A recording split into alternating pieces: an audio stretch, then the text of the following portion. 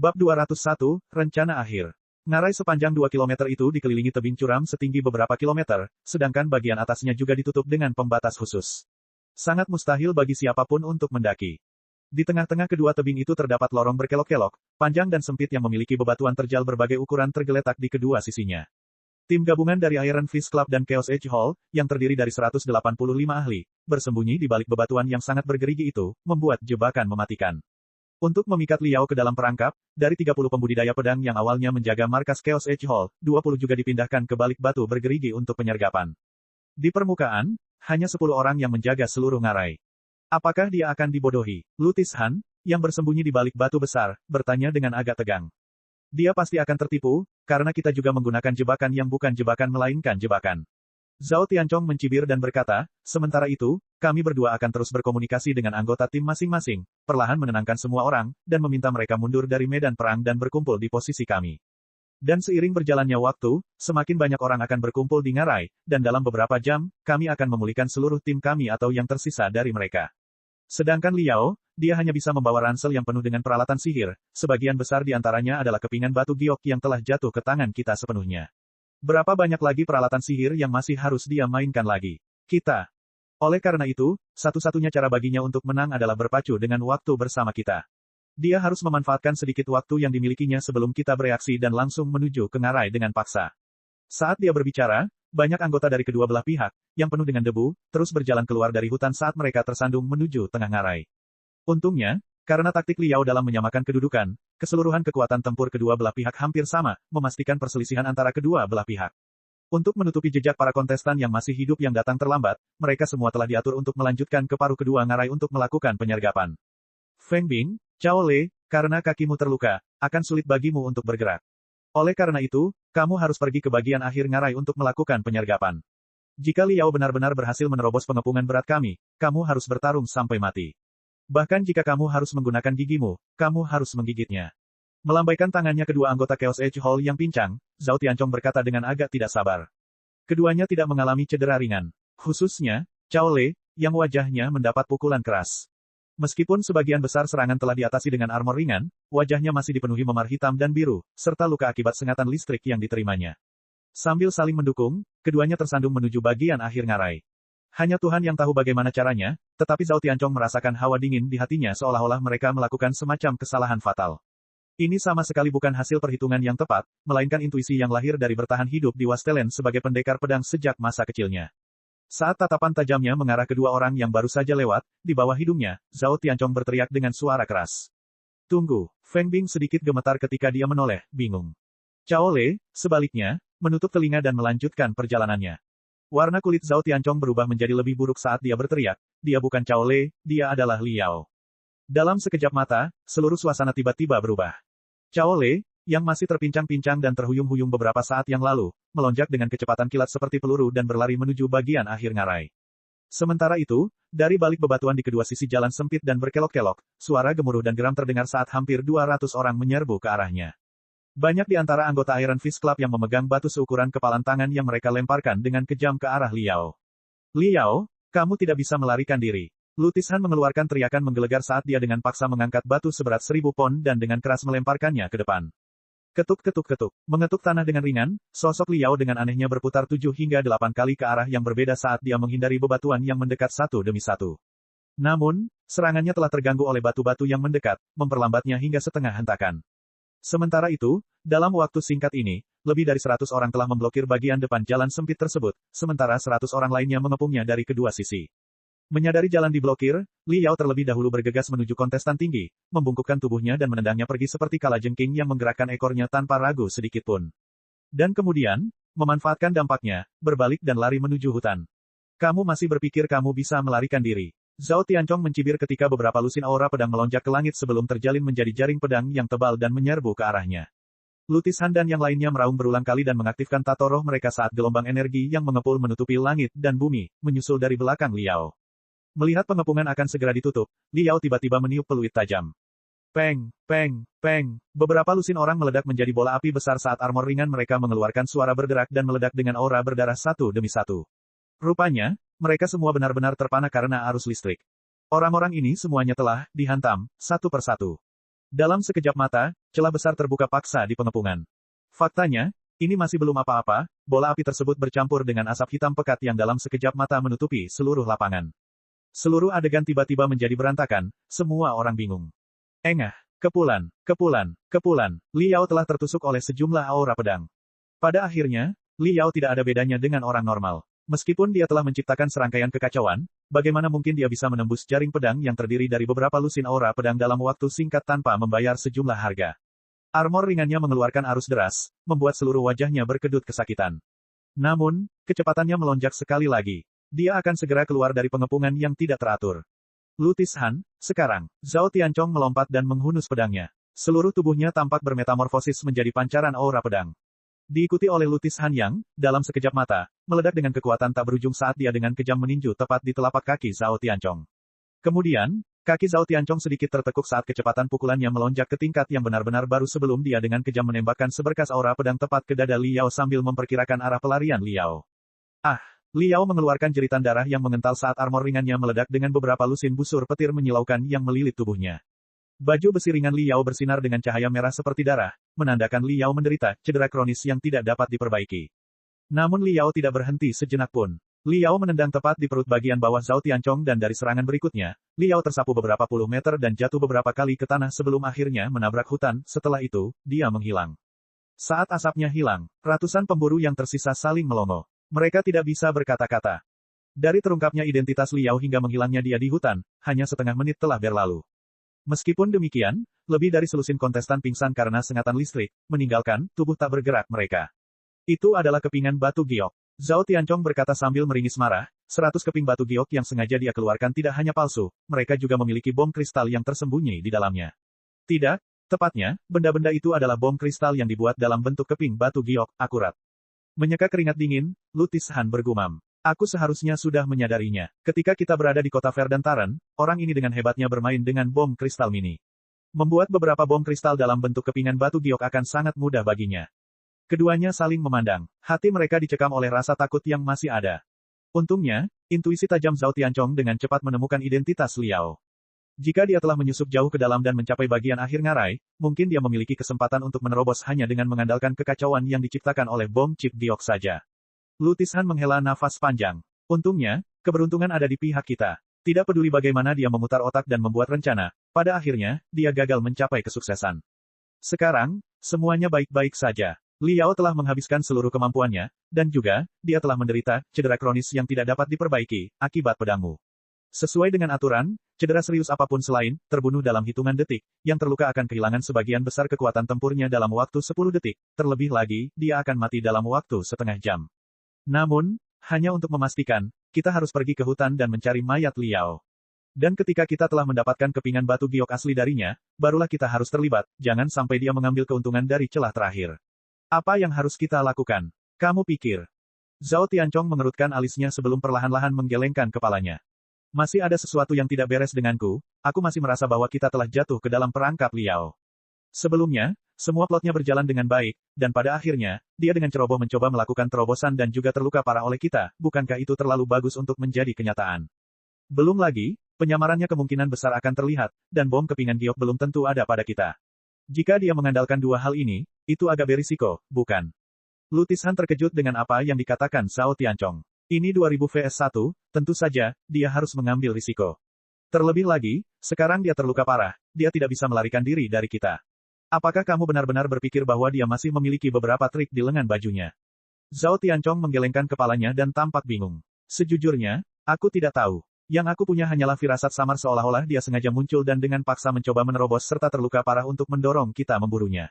Namun, dia hanya punya waktu setengah jam untuk hidup, dan juga kehilangan kekuatan tempurnya. Bahkan jika kita meninggalkan sarang kita, apa yang bisa dia lakukan? Selama ada 3 hingga 5 orang yang menjaga ngarai, dia tidak bisa menerobos. Ah iya, beberapa saat yang lalu, ketika bom kepingan giok meledak, ada terlalu banyak asap, asapnya telah menyebar kemana-mana, mungkin saja dia telah melakukan tipu muslihat saat itu. Cari, cepat, cari setiap inci tempat yang dilalui Liao dengan hati-hati. Periksa apakah dia telah melakukan beberapa trik atau meninggalkan sesuatu. Zhao Tianchong meraung seolah dia gila. Setelah teriakannya, sebongkah batu datar dan biasa di sebelah jalan sempit dan berkelok-kelok itu bangkit dan dengan cepat mulai bergerak. Itu dia, hentikan. Meskipun, batu, itu cepat, Ada beberapa lusin orang kuat di belakangnya dan juga jalan sempit di depannya diblokir sepenuhnya. Dengan kilatan beberapa pancaran aura pedang, batu itu dengan cepat tertembus dan tak lama kemudian kamuflasenya terpecah menjadi beberapa bagian, menampakkan wujud aslinya yang berkilauan. Itu adalah model miniatur pesawat ulang-alik terbang yang dimodifikasi dan dikendalikan dari jarak jauh. Ketika palka dibuka, sebuah chip batu giok tergeletak di dalamnya. Akhirnya, Zhao Tianchong menghela nafas lega dan duduk di tanah sebelum bergumam, ini adalah rencana utama Liao. Sejak awal, dia tahu kami tidak akan terlibat konflik sampai ke pihak terakhir. Dia juga tahu, bom kepingan giok dan penyamaran saja tidak akan cukup untuk menembus ngarai sepanjang 2 kilometer itu. Rencananya adalah untuk bergegas ke ngarai dan memasang model kendali jarak jauh yang menyamar sebagai batu, dan kemudian terluka parah, semua karena memikat kita keluar untuk mencari tubuhnya, untuk mencari kepingan batu giok. Dan meskipun dia menderita cedera kronis yang tidak dapat disembuhkan, kekuatan perangnya berada pada titik terendah, dan dia hanya memiliki waktu setengah jam untuk hidup, namun model yang dikendalikan dari jarak jauh masih dapat menyelesaikannya. Singkatnya, itu hanyalah memikat harimau dari gunung. Tujuannya adalah untuk memancing kita kembali ke dalam hutan dan juga untuk mengurangi kewaspadaan kita. Mari kita salah mengira bahwa selama ada 3 atau 5 orang yang menjaga ngarai, itu sudah cukup. Namun, 3 hingga 5 orang tidak cukup untuk menyaksikan ngarai sepanjang 2 kilometer itu, dan jangan lupa bahwa fokus semua orang akan berada di depan, siapa yang akan memperhatikan batu datar dan biasa. Soalnya, model ini sudah dimodifikasi, tenaga penggeraknya luar biasa, kalau tidak ada yang mencegatnya, paling lama 1 menit sudah keluar dari ngarai. Inilah rencana terakhir Liao. Bab 202/3 Keripik Giok. Karena terkejut oleh serangkaian analisis rumit yang dilakukan Zhao Tianchong, Lutishan membuka mulutnya untuk berbicara, tetapi setelah beberapa lama, dia memilih untuk tetap menutup mulutnya. Akhirnya, dia tidak bisa menahan diri untuk tidak menyerang. Liao, anak nakal ini benar-benar berbahaya. Lingkungan seperti apa yang harus dijalani seseorang hingga menjadi begitu mengerikan. Menggosok wajahnya dengan paksa, Zhao Tianchong berkata, kami telah melihat informasinya, bukan? Sejak kecil, dia dibesarkan di makam peralatan ajaib. Sejak dia berusia 7 atau 8 tahun, dia harus bertarung pertarungan kecerdasan dan kekuatan dengan pemulung dewasa yang berbahaya dan kejam. Mungkin, hanya untuk setengah potong biskuit dia telah memutar otaknya dan membuat 12 hingga 13 rencana yang saling terkait, dan hanya dengan begitu dia dapat mengambil biskuit tersebut. Meskipun kamu dan aku pernah mengalami pertempuran di Wastelen, paling banyak kita hanya menghadapi binatang iblis setingkat tentara iblis. Bahkan jika mereka cerdas, bagaimana kecerdasan mereka bisa dibandingkan dengan manusia? Lutishan tidak bisa berkata-kata. Setelah beberapa lama, tatapan panasnya beralih ke keping batu giok di dalam pesawat yang dikendalikan dari jarak jauh sambil bergumam, jadi, ini keping batu giok yang asli. Sebelum dia bisa mendapatkan gambaran yang jelas secara lengkap, dia tidak berani mendekati benda itu. Karena ukuran bom kepingan giok lebih kecil, kristal yang dapat ditanamkan memiliki batas. Oleh karena itu, ia tidak dapat menghasilkan kekuatan penghancur yang terlalu kuat, kecuali jika ia sangat dekat dengan tubuh. Dalam hal ini, ia dapat meledakkan seorang penggarap tahap penyempurnaan hingga mati. Namun, meskipun bom kepingan giok menyebabkan beberapa luka pada anggota badan, itu tetap akan sangat merepotkan. Lagi pula, permainan masih akan berlanjut setelahnya. Mengintip sekilas ke arah Zhao Tianchong, Lutishan menelan seteguk air liur, dia hampir siap untuk mengambil tindakan. Namun ternyata, Zhao Tianchong menebak niatnya. Sambil menggelengkan kepalanya, Zhao Tianchong berkata, belum tentu, menurutku tampilan chip giok ini masih agak aneh. Seperti yang saya katakan, pesawat ulang-alik yang dikendalikan dari jarak jauh mulai bergerak. Tampaknya hal itu dilakukan agar saya dapat menemukannya dengan sengaja. Cari, lanjutkan pencarian. Tunggu, pertama-tama ambil 30 orang, bagi mereka menjadi 3 tim dan kirim mereka untuk memblokir ngarai dengan membentuk barisan. Mereka semua harus mahir ahli pedang terbang.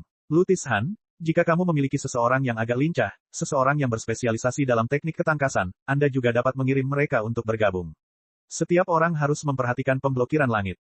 Sedangkan untuk orang-orang yang tersisa, balikan setiap bongkahan batu yang berada dalam jangkauan asap tebal beberapa waktu lalu, jangan lewatkan satu pun bongkahan batu pun. Semua orang berteriak keras setuju sebelum menyebar dengan tertib dan mulai mencari dengan hati-hati. Benar saja, setelah 10 menit, sebuah penemuan menakjubkan terjadi di bawah sebongkah batu raksasa.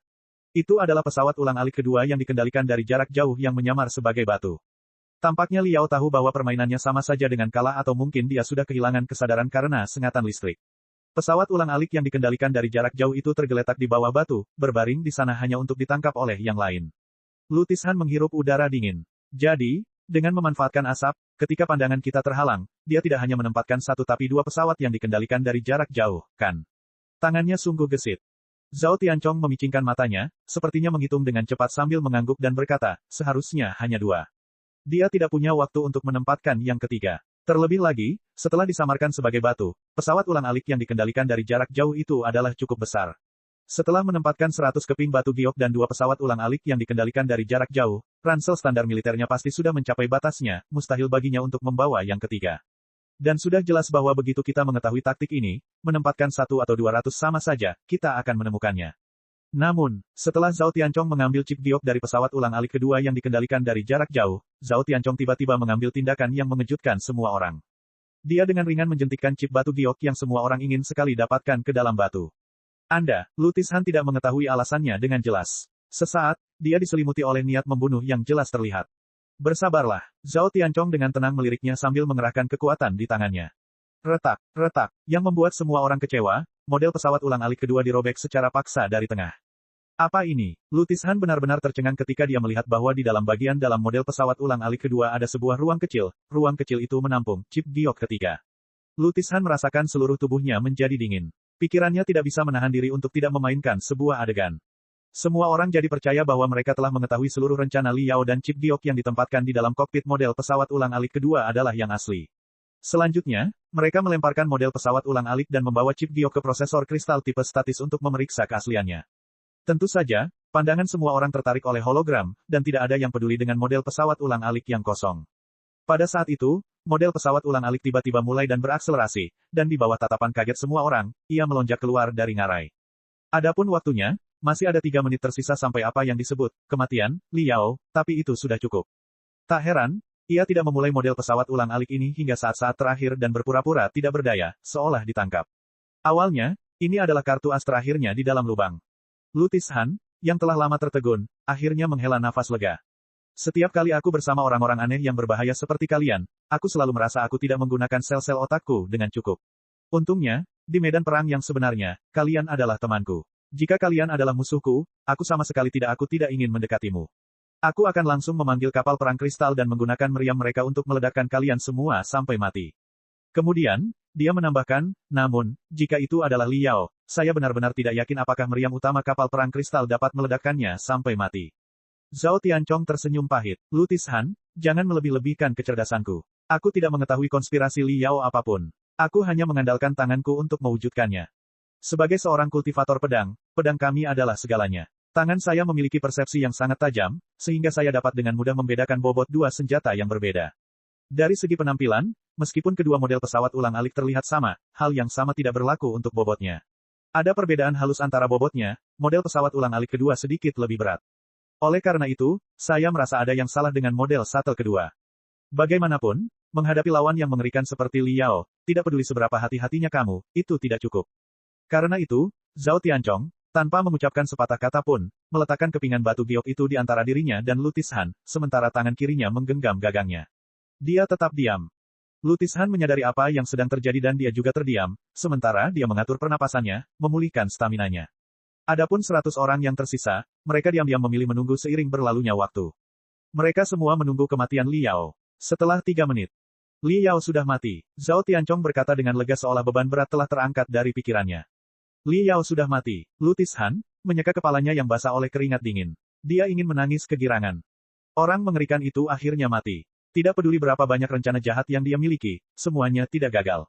Semua orang menangis kegirangan. Namun, setelah beberapa saat, semua orang terbangun dari pingsannya dan tenggelam dalam keheningan yang aneh. Dalam sekejap mata, permusuhan, dalam tatapan tajam mereka, melonjak hingga batasnya. Karena Li Yao sudah mati dan chip giok asli telah muncul, maka pertarungan berikutnya akan menjadi pertarungan terakhir. Tunggu sebentar, hanya untuk memastikan, kenapa kita tidak memeriksa keaslian ketiga keping batu giok itu. Jika kamu khawatir, kamu bisa membawa orang lain. 2 dari sisimu, sementara aku akan tetap sendiri. Ketiganya dari kita akan pergi bersama. Menyadari niat membunuh yang semakin meningkat di antara alis Lutis Han, Zhao Tianchong tiba-tiba menyela. Setelah berpikir sejenak, Lutis Han setuju, oke. Karena dibuat takut oleh rencana Li Yao, berulang kali, mereka masih tidak yakin di mana kepingan batu giok yang sebenarnya berada, meskipun Li Yao sudah mati. Mereka hanya ingin merasa lebih nyaman. Bagaimana jika yang terjadi adalah, ketika yang salah dianggap benar, yang benar menjadi salah. Setelah membawa orang kepercayaannya, Lutis Han, bersama dengan Zhao Tianchong, pergi menuju markas Chaos Edge Hall. Yang disebut, alas, hanyalah sebuah lingkaran raksasa yang dilukis dengan cat putih. Aturlah susunan pertahanan agar tidak diserang. Dan di tengahnya, ditempatkan prosesor kristal tipe statis. Sesuai dengan aturan pertandingan, seseorang dapat mencoba merebut chip giok tersebut, tetapi mereka tidak akan pernah dapat menghancurkan prosesor kristalnya. Dan untuk mencegah antarmuka I/O prosesor kristal rusak, prosesor kristal yang digunakan oleh kedua belah pihak menggunakan metode transfer pikiran telepati tipe non-kontak yang sangat canggih. Ketika Zhao Tianchong menempatkan keping batu giok pertama di atas prosesor kristal, cahaya biru muda menyala saat keping batu giok melayang di udara, sementara dikelilingi oleh mesin terbang oktogram yang tak terhitung jumlahnya. Selanjutnya, satu demi satu, benang roh transparan secara bertahap keluar dari chip giok dan dimasukkan ke dalam prosesor kristal. Suara mendesing. Seberkas cahaya ditembakkan dari prosesor kristal sebelum berubah menjadi hologram besar di udara. Di tengah-tengah hologram itu terdapat wajah Li Yao yang menyeringai. Tentu saja, itu palsu. Chip giok pertama ternyata palsu. Hal ini tidak mengejutkan semua orang, sebaliknya, hal ini membawa rasa pencapaian karena telah memahami rencana Li Yao. Halo semuanya, jika kalian melihat pesan ini, berarti aku sudah mati. Hahaha, 1 vs 2000, sungguh sulit. Dalam hologram, tawa Li Yao cukup sederhana. Seolah-olah serangkaian rencana berbahaya dan licik tidak datang dari tangannya. Melihat wajahnya yang sedikit polos, Zhao Tianchong dan Lu Tishan mengertakkan gigi karena kebencian. Li Yao dengan paksa terbatuk dan melanjutkan, alasan aku meninggalkan pesan ini kepada semua orang adalah untuk pertama-tama mengucapkan selamat kepada semua orang karena akhirnya mengalahkanku, ahli jahat, dan kedua, aku harap kamu tidak membenciku. Bagaimanapun juga, ini hanyalah permainan, salah satu bentuk latihan pertarungan. Biarpun aku mati, bukan berarti aku benar-benar mati, kan? Di masyarakat, ada banyak orang yang lebih berbahaya, licik, dan tercela daripada aku. Saya hanyalah ahli kejahatan palsu, dan jika saya bisa menciptakan kekacauan seperti itu, membunuh begitu banyak orang, lalu bagaimana jika itu adalah ahli kejahatan sejati? Zhao Tianchong dan Lu Tishan saling pandang. Secara kebetulan, mereka berdua berkata dalam hati, bahkan jika dia adalah ahli kejahatan sejati, dia tidak mungkin seburuk kamu. Oh, benar. Tiba-tiba, Li Yao memikirkan sesuatu sambil menamparkan kepalanya dan berkata, jika aku benar, kamu telah mencegat model pesawat ulang-aliku di ngarai dan sekarang kamu seharusnya sudah tiba di markas Chaos Edge Hall untuk memeriksa keaslian batu giok itu, Chip, hanya dengan begitu kamu dapat melihat pesan ini. Dan untuk amannya, ahli terkuat yang masih hidup dari kedua belah pihak seharusnya berkumpul untuk memeriksa keaslian chip giok tersebut, bukan? Jadi, saudara-saudara Iron Fist Club, saya menyarankan Anda untuk berhati-hati. Meskipun Zhao Tianchong tidak begitu licik seperti saya, pada akhirnya, dia masih sedikit lebih licik daripada orang-orang berotak otot di klub tangan besi Anda. Sejauh yang bisa saya katakan, sejak awal, dia kemungkinan sudah menyiapkan penyergapan di pangkalan.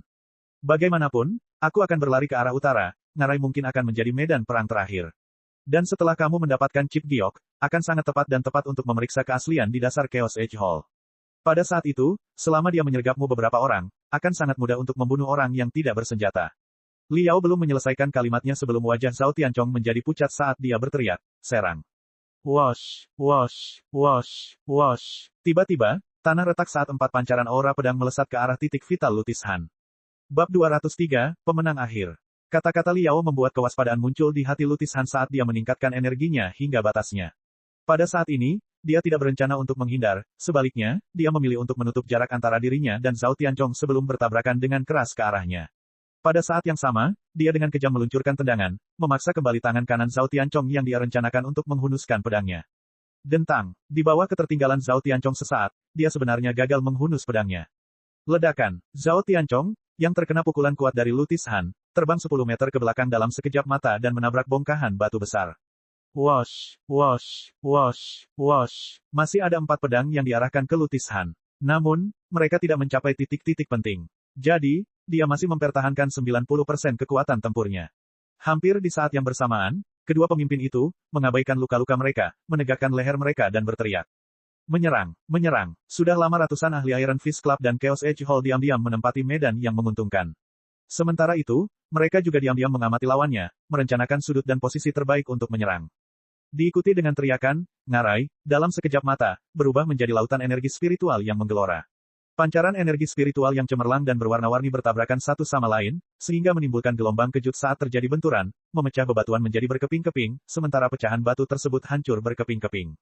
Dalam sekejap, pasir dan batu beterbangan ke sana kemari, dan kemana-mana, seluruh area dipenuhi angin kencang seolah-olah badai pasir telah melanda. Di tengah badai pasir, jeritan yang menyedihkan, suara pedang yang ditebas, dan ledakan energi spiritual terdengar tiada henti. Adegan itu berlanjut selama 10 menit sebelum menjadi tenang secara bertahap. Ketika debu mulai mengendap, pemandangannya terlalu mengerikan untuk dilihat. Lebih dari 100 orang tergeletak di tengah bebatuan, banyak di antara mereka kehilangan kesadaran karena sengatan listrik. Ada beberapa yang anggota tubuhnya masih mengejang akibat sengatan listrik. Mulut mereka berbusa saat mereka meratap tanpa henti. Akhirnya, hanya 9 sosok goyah yang masih berdiri. Kesembilan orang ini adalah anggota Iron Fist Club dan tampaknya terluka parah. Melirik Zhao Tianchong yang tidak sadarkan diri di bawah kakinya, Lu Tishan dipenuhi dengan emosi. Akhirnya, di antara tiga peringkat teratas pendatang baru, dia telah mengalahkan Li Yao dan Zhao Tianchong, dan menjadi pemenang akhir. Harga yang dibayarnya cukup tragis. Tepat di bawah hatinya, dia telah ditikam dengan kejam oleh Zhao Tianchong. Arus listrik yang mengalir hanya berjarak sehelai rambut. Jika itu mengalir ke dalam hatinya, dia akan binasa bersama Zhao Tianchong. Berbahaya, itu terlalu berbahaya. Seandainya Li Yao tidak mengingatkanku pada saat kritis, aku mungkin akan tersingkir oleh Zhao Tianchong. Lalu, tidak ada yang tahu siapa yang akan menang. Lu Tishan terengah-engah saat dia menenangkan pikirannya dan meminta 8 anggota yang tersisa untuk berkumpul di posisinya. Dia menemukan bahwa meskipun semua orang terluka parah dan kekuatan tempur mereka tersegel oleh arus listrik berikutnya sehingga tidak ada 30% yang tersisa, namun pergerakan mereka tidak terhalang sama sekali. Setelah penggeledahan tubuh Zhao Tianchong dilakukan, 2 keping batu giok terakhir segera ditemukan, yang kemudian diperiksa menggunakan prosesor kristal. Benar saja, sebuah keping batu giok akhirnya menghasilkan mesin terbang yang dalam dan rumit yang tak terhitung jumlahnya. Itu tidak lain adalah informasi yang disimpan oleh lembaga sebelum pertandingan. Ketemu, ini adalah chip giok yang sebenarnya. Dalam sekejap mata, 9 remaja tegap itu ingin sekali menangis. Masih terlalu dini untuk bersemangat, kita masih harus melintasi hutan dan kembali ke markas Iron Fist Club. Meskipun Zhao Tianchong tersingkir, masih banyak anggota yang masih hidup dari kedua belah pihak yang tersebar di sekitar hutan membunuh siapapun yang terlihat karena kebingungan. Dan kita masih belum tahu siapa yang lebih unggul. Oleh karena itu, kami tidak akan memperhatikan mereka. Kami akan mengitari mereka secara diam-diam, kami akan tetap bersembunyi dan menuju ke markas. Karena itu, Lu Tishan merenung sebelum mengambil keping giok palsu untuk dirinya sendiri sambil menyerahkan 2 keping sisanya kepada 2 rekan lainnya. Ma Feixing, kamu yang terbaik dalam hal kelincahan dan kecepatan. Kepingan batu giok asli akan berada dalam pengawasanmu. Begitu kami menghadapi bahaya di hutan, kami semua akan melindungimu. Misimu adalah berusaha sekuat tenaga, untuk mencapai base camp. Sekarang, ayo pergi. Sederet 9 orang sekali lagi menuju ke dalam hutan, berjalan di tepi hutan, mengapit medan perang utama. Dalam perjalanan, mereka berjinjit. Mereka berjalan dengan sangat hati-hati, mereka tidak berani mengeluarkan suara sedikitpun. Menurut perkiraan mereka, sejak awal kekacauan di hutan, Li Yao pasti telah membunuh banyak anggota inti Iron Fist Club untuk memastikan keseimbangan tetap terjaga antara kedua belah pihak. Saat ini, dalam pertempuran kacau yang terjadi di hutan, mungkin jumlah anggota Chaos Edge Hall relatif lebih banyak. Oleh karena itu, mereka tidak berani meminta dukungan. Jika, dari 1 dalam sejuta peluang, mereka menarik perhatian sisa pasukan Chaos Edge Hall, mereka hanya akan membodohi diri mereka sendiri dengan mencoba melakukan hal yang cerdas. Untungnya, keberuntungan sepertinya sedang berpihak pada Iron Fist Club mereka. Saat mereka berjalan dalam lingkaran besar, setelah mengapit separuh hutan, mereka bahkan belum bertemu dengan anggota Chaos Edge Hall.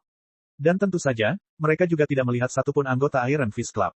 Sejak awal, mereka berjalan di tepi hutan terpencil yang penuh dengan rawa, tanaman merambat, dan kabut, membuat jarak pandang mereka tidak lebih dari 3 hingga 5 meter, setelah itu segala sesuatunya tampak kabur. Setelah setengah jam, kita akan sampai di markas Iron Fist Club, dan itu akan menandai kemenangan kita. Sambil memotong tanaman merambat yang menghalangi jalan, Lu Tishan menoleh untuk menyemangati yang lain. Diikuti dengan tanggapan dengan suara pelan dari kabut di belakangnya. Hanya Tuhan yang tahu alasannya, tetapi perasaan yang sangat tidak nyaman muncul dari hati Lu Tishan. Sepertinya seekor ular berbisa melilit kerahnya, merayapi tulang punggungnya. Lu Tishan tiba-tiba menghentikan langkahnya saat dia mengepalkan tinjunya erat-erat hingga urat biru menonjol di punggung tangannya. Satu demi satu, dari kabut samar, datanglah anggota timnya. 1, 2, 3, 6. Di mana 2 orang lainnya? Yan Qi, Wan Zixing. Semua orang melongo satu sama lain. Anggota terakhir dari Iron Fist Club tanpa sadar mundur 2 langkah dan berjalan kembali ke dalam kabut, dia pikir dia bisa kembali dan menemukan teman-temannya yang hilang. Setelah itu, mereka merasakan seolah angin sejuk menerpa wajah mereka, hati semua orang dicekam rasa dingin. Bang! Dari dalam kabut, terdengar suara sesuatu yang berat jatuh ke tanah. Atau mungkin, seseorang terjatuh ke tanah. Serangan musuh. Dalam sekejap mata, 6 anggota yang tersisa merasakan hawa dingin di punggung mereka saat mereka dengan cepat berkumpul dan memasuki formasi pertempuran. Tangan besi mereka yang sedikit bergetar mengarah ke kabut ke segala arah. Di bawah naungan kabut, hutan tampak sangat tidak menyenangkan. Dari sela-sela dahan yang ada di sekitarnya, kicauan burung sesekali membuat suasana semakin mencekam. Tiba-tiba, siluet hitam melompat keluar dari kabut. 3 anggota Iron Fist Club meraung saat mereka melangkah maju dan meninju keras ke arah siluet hitam yang mendekat. Namun, ketika mereka mengetahui bahwa itu tidak lain adalah rekan mereka yang tidak sadarkan diri setelah melihat dengan cermat, mereka dengan paksa menarik kembali tangan mereka, yang pada gilirannya, membuat gerakan mereka benar-benar tidak teratur dan kemudian membuka celah besar. Salah satu dari mereka tidak bisa mengendalikan momentumnya dan terhuyung. Suara mendesing. Dari balik siluet hitam kedua melompat keluar, menerobos celah di antara ketiganya dalam sekejap, dan muncul di hadapan orang-orang yang tersisa. Retak, retak, retak. Tubuh lelaki itu meledak dengan busur listrik yang menyilaukan ketika dia jatuh ke tanah dengan tatapan tertegun, di mana dia berbaring, bergerak-gerak. Sebaliknya, 4 orang lainnya memiliki ekspresi yang lebih terkejut di wajah mereka. Orang yang muncul di hadapan mereka tidak lain adalah orang yang seharusnya sudah lama mati, Liao. Liao tampak seperti hantu yang merangkak keluar dari dunia bawah, saat dia diam-diam memperhatikan mereka. Lebih-lebih lagi, dia tidak hanya memiliki pedang di tangannya, siku, lutut, telapak kakinya, semuanya juga memiliki bagian yang melengkung dan menonjol, semuanya memiliki bilah berkilau yang terpasang di sana. Setiap kali dia menyikut, berlutut, atau menendang, setiap pukulan akan menyebabkan kerusakan yang sangat parah. Dari penampilannya, bersenjata seperti landak baja, jelas menunjukkan bahwa dia sama sekali tidak bertemu mereka secara kebetulan, tapi berencana membunuh mereka. Tampaknya ada celah di antara organ-organ Lutis Han, yang membuat hatinya jatuh ke jurang maut. Lutis Han entah bagaimana mengumpulkan keberaniannya dan melangkah maju. Di satu sisi, dia memberi sinyal di belakang punggungnya, memberi isyarat kepada rekannya yang memiliki chip giok asli untuk bertindak jika ada kesempatan, sementara di sisi lain, dia akan mengulur waktu sambil bertanya dengan suara keras, Liao, kenapa kamu belum mati? Liao tersenyum tipis sambil meraih perutnya dan menekannya sedikit. Tiba-tiba, tubuhnya meledak dengan aura warna darah saat beberapa lusin busur petir keluar dari tubuhnya. Meskipun aura berdarah dan busur listrik, dia tidak tampak merasa tidak nyaman. Atas pertanyaan Lutis Han, dia menjawab, saya telah membuat sebuah alat yang sangat umum. Saya bahkan malu untuk menyebutnya sebagai sebuah peralatan sihir karena alat tersebut tidak memiliki kemampuan apapun. Yang dapat dilakukan oleh alat tersebut hanyalah memancarkan aura berdarah dan busur listrik, yang terlihat seperti asli, memberikan kesan kepada orang lain bahwa saya terluka parah, tidak lebih tidak kurang. Lutis Han tidak bisa berkata-kata. Sepasang matanya hampir berdarah. Setelah tertegun cukup lama, Lutis Han dengan kecewa berkata, masih ada sesuatu yang aku tidak mengerti. Kenapa kamu tahu Zhao Tianchong akan menyergap markasnya, dan mengapa kamu memperingatkanku? Liao menjawab, dalam analisis terakhir, itu karena kehilafanmu. Jika kami berhati-hati dan berangkat mencari mayatmu, semuanya akan baik-baik saja. Setelah berhenti sejenak, dia melanjutkan, saya tidak sepenuhnya yakin Zhao Tianchong akan melakukan penyergapan. Namun, karena medan perang utama akan berada di wilayah Ngarai, Chaos Edge Hall kemungkinan besar akan menjadi tempat penting pertarungan. Jika itu aku, menempatkan beberapa pembunuh terlebih dahulu memang cukup normal. Untuk mengingatkanmu, sebenarnya itu sangat sederhana. Aku tidak ingin Chaos Edge Hall mendapatkan chip giok itu. Hanya jika Iron Fist Club memiliki chip giok, barulah mereka harus melewati seluruh hutan, barulah aku memiliki kesempatan untuk memburumu dengan mudah. Sangat bagus. Lutis Han tertawa terbahak-bahak. Saat Lutis Han mengepalkan tangannya dan memukulkannya satu sama lain, sebuah ekspresi yang sangat kejam muncul di wajahnya. Liao, kamu benar-benar tangguh. Semuanya telah terjadi di telapak tanganmu. Baiklah, chip gioknya sudah siap, dengan ayahmu. Kamu menginginkannya, datang dan ambillah. Chip gioknya bukan ada padamu, tapi pada pemuda di belakangmu yang siap membuat masalah. Namanya adalah Ma Feixing, ahli tahap penyempurnaan tingkat 3. Dia berspesialisasi dalam langkah elektro. Kecepatannya cukup mencengangkan. Jika kamu dan saya bertarung sebentar, dia mungkin bisa lolos begitu saja. Namun, itu tidak ada gunanya. Liao mengetuk Demon Beast Detector dan dengan tenang berkata, saya telah membenamkan chip batu giok yang sebenarnya dalam larutan fosfor gelap yang disiapkan secara khusus. Sebagai hasilnya akan memancarkan sinar UV yang tidak akan terlihat oleh mata telanjang, tapi saya telah mengubah milik saya. Demon Beast Detector dan menambahkan mesin terbang pendeteksi UV. Di mata saya, kepingan batu giok yang sebenarnya itu seperti kunang-kunang di malam yang gelap. Sangat terang dan menarik perhatian sehingga saya dapat mendeteksinya dari jarak beberapa puluh meter. Ini juga alasan kenapa aku bisa menguncimu di dalam kabut ini. Sebelum suaranya memudar, sosok Liao, seperti hantu sejati, menghilang dan muncul kembali di antara keempatnya sebelum sosoknya berputar dengan kecepatan tinggi, berubah menjadi badai. Ma Feixing, berangkatlah. Lutis Han berteriak, ketika tubuhnya yang besar menghalangi jalan Liao sepenuhnya. Namun, yang mengejutkan semua orang, Liao dengan keras melemparkan pedang di tangan kirinya yang membentuk lengkungan yang sangat aneh dan menusuk tepat ke kaki kiri Ma Feixing. Lalu, Ma Feixing terhuyung dan terjatuh ke depan. Hal berikutnya terjadi dalam setengah detik. Tangan kanan Liao bersinar dengan sinar tajam dan dengan mudah memotong leher Lutis Han. Pada saat yang sama, dia melompat ke udara, menginjak bahu Lutis Han dan menyilangkan leher Lutis Han, seperti seekor elang yang menerkam ke arah kelinci, dengan kejam menjatuhkan dua anggota klub tinju besi yang tersisa tepat di dada mereka. Serangan lutut yang keras, bersamaan dengan momentum bilahnya, membuat keduanya terbang mundur sementara dada mereka meledak dengan banyak busur listrik. Liao seperti burung hantu raksasa sekali lagi naik ke udara dan meluncur ke depan Ma Feixing. Saat dia mendarat di tanah, sikunya menembus sebagian besar arteri leher Ma Feixing sementara kelima jarinya melintasi pinggang Ma Feixing. Sambil memegangi tenggorokannya, dia menatap percikan listrik yang mengalir melalui celah di antara jari-jarinya saat dia perlahan-lahan terjatuh. Sesaat sebelum kematiannya, matanya yang bulat dan menatap melihat Liao meletakkan kepingan batu giok di dadanya sebelum dengan cepat menghilang ke dalam kabut tanpa meliriknya, menembak ke arah utara. Bab 204, Undangan Long Wenhui. Ketika Liao dengan riuh melintasi ngarai dan muncul di titik kontak Starfire Reunion membawa chip batu giok, kampus besar itu memasuki keheningan yang aneh selama 5 menit penuh. Piala Thunderbolt di Wastelen Battle Network kebetulan tidak ada satupun thread yang diposting untuk waktu yang lama.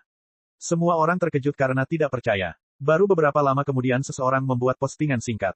Pertandingan ini akan dikenang selama 5 dekade mendatang.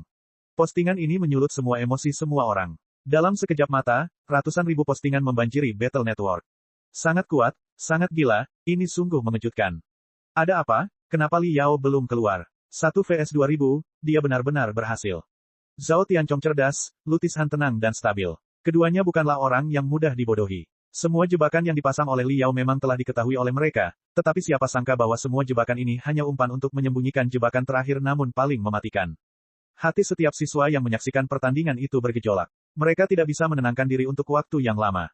Jika seseorang yang tidak mengetahui detail pertandingan, melihat hasilnya, dia pasti akan berpikir bahwa anggota Chaos Edge Hall dan Iron Fist Club adalah orang bodoh yang bahkan tidak bisa menangkap satu orang pun bahkan ketika jumlah mereka mencapai angka tersebut. 2000. Hanya mereka yang menyaksikan pertandingan dari awal hingga akhir yang tahu betul bahwa kedua belah pihak telah melakukan yang terbaik. Pada dasarnya mereka tidak melakukan kesalahan apapun. Jika itu orang lain, mungkin dia sudah terbunuh sejak awal atau tidak bisa menyadari pesawat yang dikendalikan dari jarak jauh itu menyamar sebagai batu, atau mungkin dia akan menemukan yang pertama, atau mungkin yang kedua, tetapi tidak akan merusak antar jemput kedua untuk check-in. Selama ada yang melakukan kesalahan ini, Liao tidak akan mengalami banyak masalah dan sudah lama menang. Drama tingkat tinggi Zhao Tianchong dan Lutis Han lah yang memaksa Liao melakukan segala cara yang diperlukan, ini menghasilkan pertandingan yang brilian. Dalam sekejap, seluruh kampus diliputi keriuhan kekaguman, desahan, retrospeksi, hampir 30 hingga 50% dari seluruh siswa telah berkumpul dan dengan penuh semangat mendiskusikan pertandingan tersebut. Banyak siswa yang relatif lamban masih berkepala dingin hingga saat ini. Mereka terus mengganggu orang lain dengan pertanyaan. Tunggu, tolong beritahu aku mengapa Liao dengan sengaja mengungkap penyergapan di markas Chaos Edge Hall. Di ruang VIP, meskipun tokoh tingkat tinggi dari berbagai sekte budidaya tidak berbicara, ekspresi terkejut masih terlihat di wajah mereka.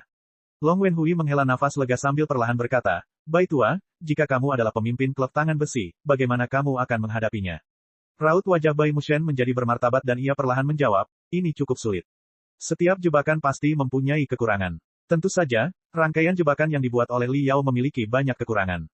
Karena kita melihatnya dari samping, dan berdiskusi setelah semuanya terjadi, kita jelas dapat menemukan cara untuk mengatasinya dari teori. Tetapi dalam pertempuran, untuk menggagalkan rencana tersebut, ada 3 prasyarat. Pertama, pemimpin kedua belah pihak harus memiliki keterampilan kepemimpinan tingkat tinggi. Perintah mereka harus seperti tangan yang mengarahkan jari.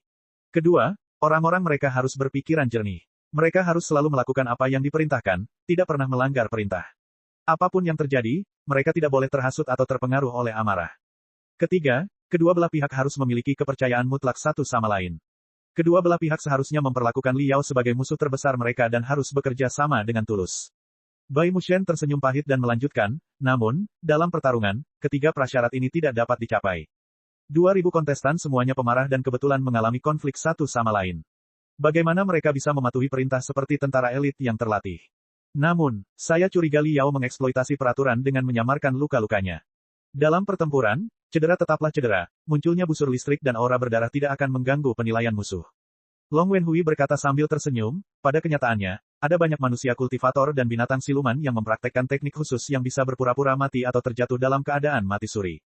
Lagi pula, dalam pertempuran, Chaos Edge Hall tidak perlu pergi dan merebut kepingan giok. Tujuan mereka adalah untuk melawan Iron Fist Club. Seandainya mereka bekerja sama dengan Liao, mereka bisa memberikan pukulan telak kepada Iron Fist Club. Apakah mereka melalui begitu banyak kerumitan?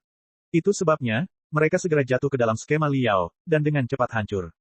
Long Wenhui mengangkat hidung bawang putihnya sambil berkata sambil tersenyum kepada Xiong Baili yang duduk di sebelah mereka, "Din Xiong, saya ingin berbicara dengan siswa Liao sendirian, apakah mungkin?"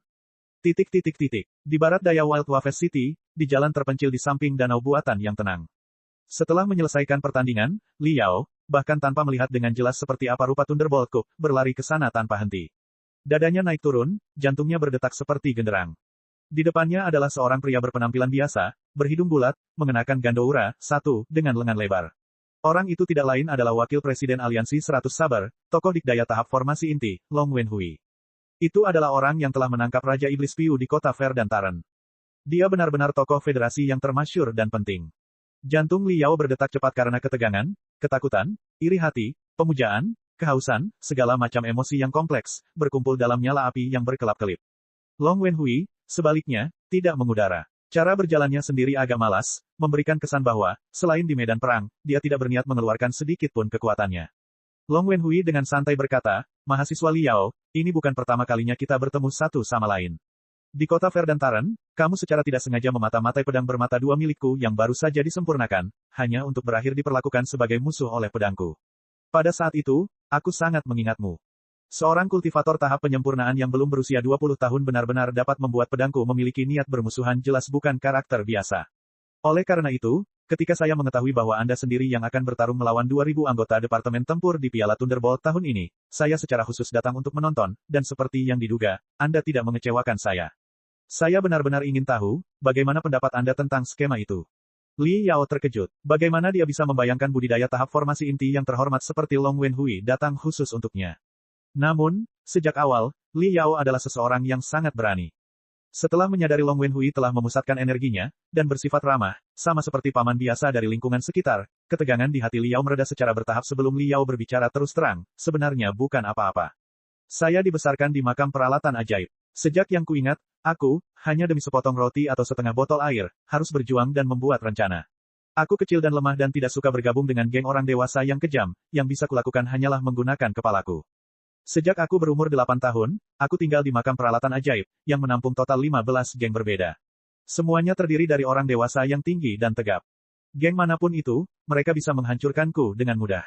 Tetapi di tengah perpecahan antara geng-geng ini, saya selamat. Saya hidup dengan sangat baik. Setelah 10 tahun, ketika aku masih hidup dan sehat pada ulang tahunku yang ke-18, dari 15 geng hanya 4 yang tersisa. Banyak hal telah lama menyatu dengan darahku dan berubah menjadi semacam naluri. Apa yang tampak sebagai rencana jahat di mata Zhao Tianchong dan Lutis Han, adalah hal yang normal seperti menggunakan sumpit untuk memakanku. Long Wenhui memperlambat langkahnya. Sangat bagus. Mahasiswa Liao, jujurlah satu sama lain, bagaimana pendapatmu? Aku sangat menyukaimu, aku percaya kamu adalah seorang jenius yang langka, dan aku di sini untuk secara resmi mengundangmu ke Aliansi 100 Pedang. Aliansi 100 Pedang bisa dianggap sebagai salah satu dari 100 sekte teratas di federasi dan berada pada puncak kejayaannya. Aliansi ini bahkan bisa menyaingi 10 sekte teratas dan memiliki sejarah yang panjang. Aliansi ini memiliki warisan yang dalam. Ini adalah sekte yang mulia dan layak menyandang nama itu, dan reputasi. Jika Anda bersedia menandatangani kontrak, saya dapat memberi Anda sumber daya selama 3 tahun untuk belajar. Dalam 3 tahun ini, Anda dapat dengan bebas belajar di lembaga perang terpencil, dan Aliansi 100 Pedang akan memberi Anda sumber daya budidaya yang memadai secara eksklusif untuk penggunaan pribadi Anda. Dan saat kamu punya waktu luang selama liburan, kamu juga bisa datang ke Aliansi 100 Saber. Aku akan mengatur seorang ahli sejati untuk membimbingmu sehingga kamu bisa cepat maju dalam pertempuran. Setelah kamu lulus, aku akan memberimu 2 pilihan. Pertama, kamu bisa masuk ke pusat Litbang Sabre Aliansi 100 Saber. Meskipun Aliansi 100 Pedang kami adalah sekte tempur, kami telah memperhatikan teknik pedang selama berabad-abad dan juga memiliki pengalaman yang sangat kaya dalam memurnikan pedang. Sejauh menyangkut tingkat pemurnian peralatan sihir tipe pedang, kami tidak ada duanya di seluruh federasi.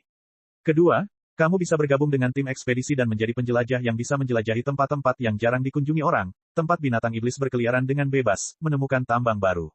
Seperti yang Anda ketahui, di Wastelen, tanah menyimpan harta karun yang tak terhitung jumlahnya. Siapapun yang memiliki kekuatan dan nyali yang memadai dapat menemukannya. Dan aku yakin kamu adalah orang seperti itu. Setelah berbicara sampai di sini, Long Wenhui menghentikan langkahnya sambil tersenyum menatap Liao. Jantung yang berdebar kencang, yang baru saja ditenangkan oleh Liao, sekali lagi mulai berdetak lebih kencang. Undangan dari Aliansi 100 Saber. Aliansi 100 Pedang, sekte super yang 10 kali lebih kuat dari sekte Nimbus Merah. Selanjutnya, Long Wenhui menawarkan 2 posisi. Yang pertama bergabung dengan Pusat Penelitian dan Pengembangan Pedang, yang masih belum seberapa dibandingkan dengan yang terakhir, yang menjadi seorang penjelajah yang merupakan salah satu pekerjaan paling menguntungkan yang didambakan oleh banyak petani. Apakah itu manusia yang bertarung dengan binatang iblis, atau pelatihan para kultivator, apa yang paling diperlukan?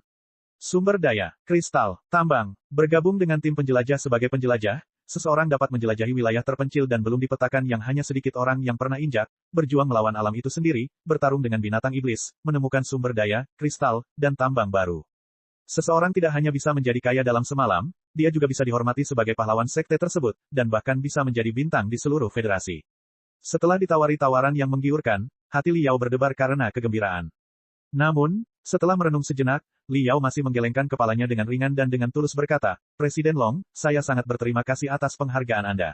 Saya juga berharap untuk bergabung dengan Aliansi 100 Saber tetapi sebelum itu, saya ingin menyelesaikannya proyek Mystic Skeleton dengan guruku terlebih dahulu dan buatlah Mystic Skeleton Battle Suite.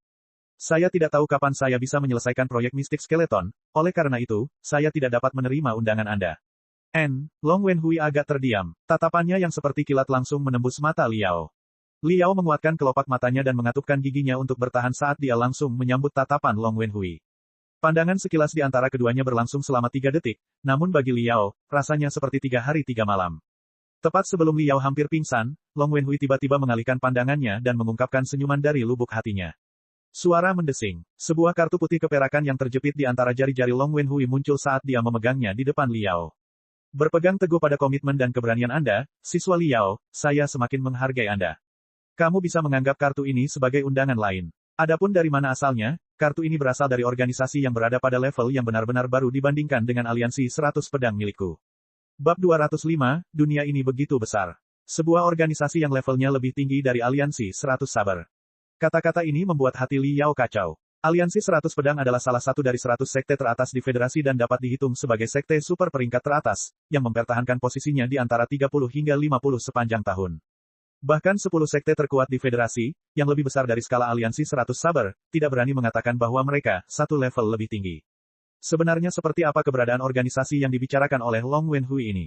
Setelah secara tidak sadar mengambil kartu putih keperakan itu, perasaan selanjutnya ketika dia menyentuhnya semakin mengejutkan Liao.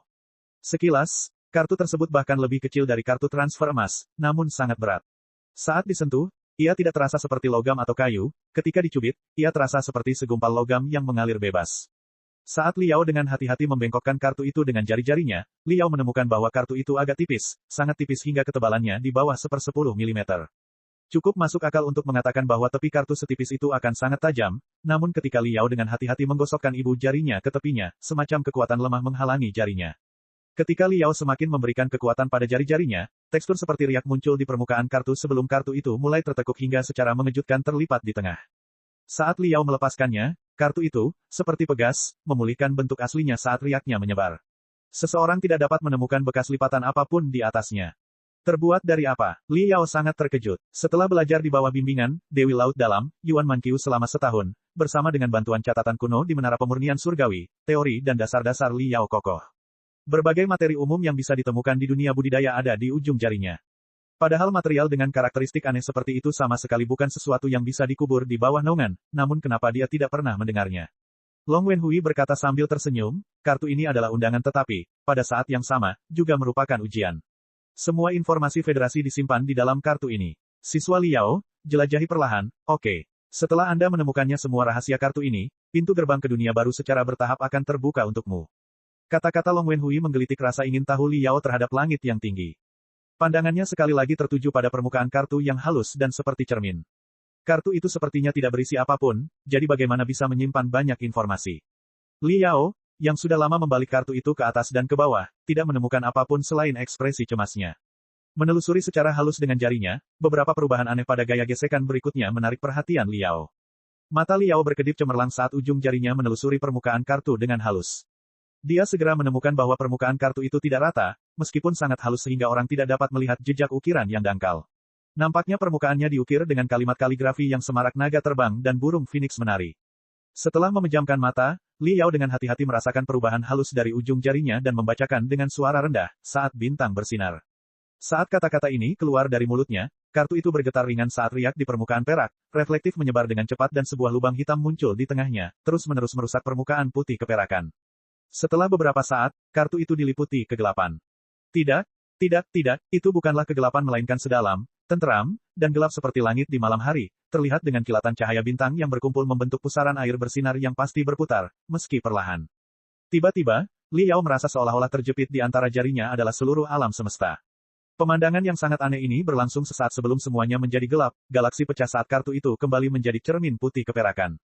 Membuat Liao kesurupan, membuatnya terkejut. Semangatnya masih terbenam di lautan berbintang yang luas dan tak berujung itu, untuk waktu yang lama, dia tidak bisa tenang. Bahan yang luar biasa, kemampuan yang luar biasa. Misteri kosmos tak berujung ditafsirkan dalam beberapa inci persegi. Teknik ini melampaui batas sektor asal surga. Kapan bintang bersinar? Apa maksudnya? Apakah itu mewakili tujuan federasi? Apakah ini semacam federasi? Dalam benak Liao, pikiran tak berujung berputar-putar dengan liar. Sedangkan Long Wenhui sama takjubnya dengan Liao. Menyentuh hidungnya yang bulat, dia bergumam, hanya dalam 1 menit 42 detik, dia mampu memecahkan misteri pertama. Dulu, aku menghabiskan waktu 9 menit penuh. Saat Long Wenhui menenangkan semangatnya, matanya berkedip dengan kemegahan luar biasa. Dia tersenyum dan berkata, "Siswa Liao, simpanlah kartu itu. Saat kamu tidak sibuk, luangkan waktumu untuk mempelajarinya. Apa yang baru saja Anda temukan hanyalah 1% dari rahasia yang tersimpan di kartu ini. Dunia ini luas dan menakjubkan, dan menunggu Anda untuk menemukannya.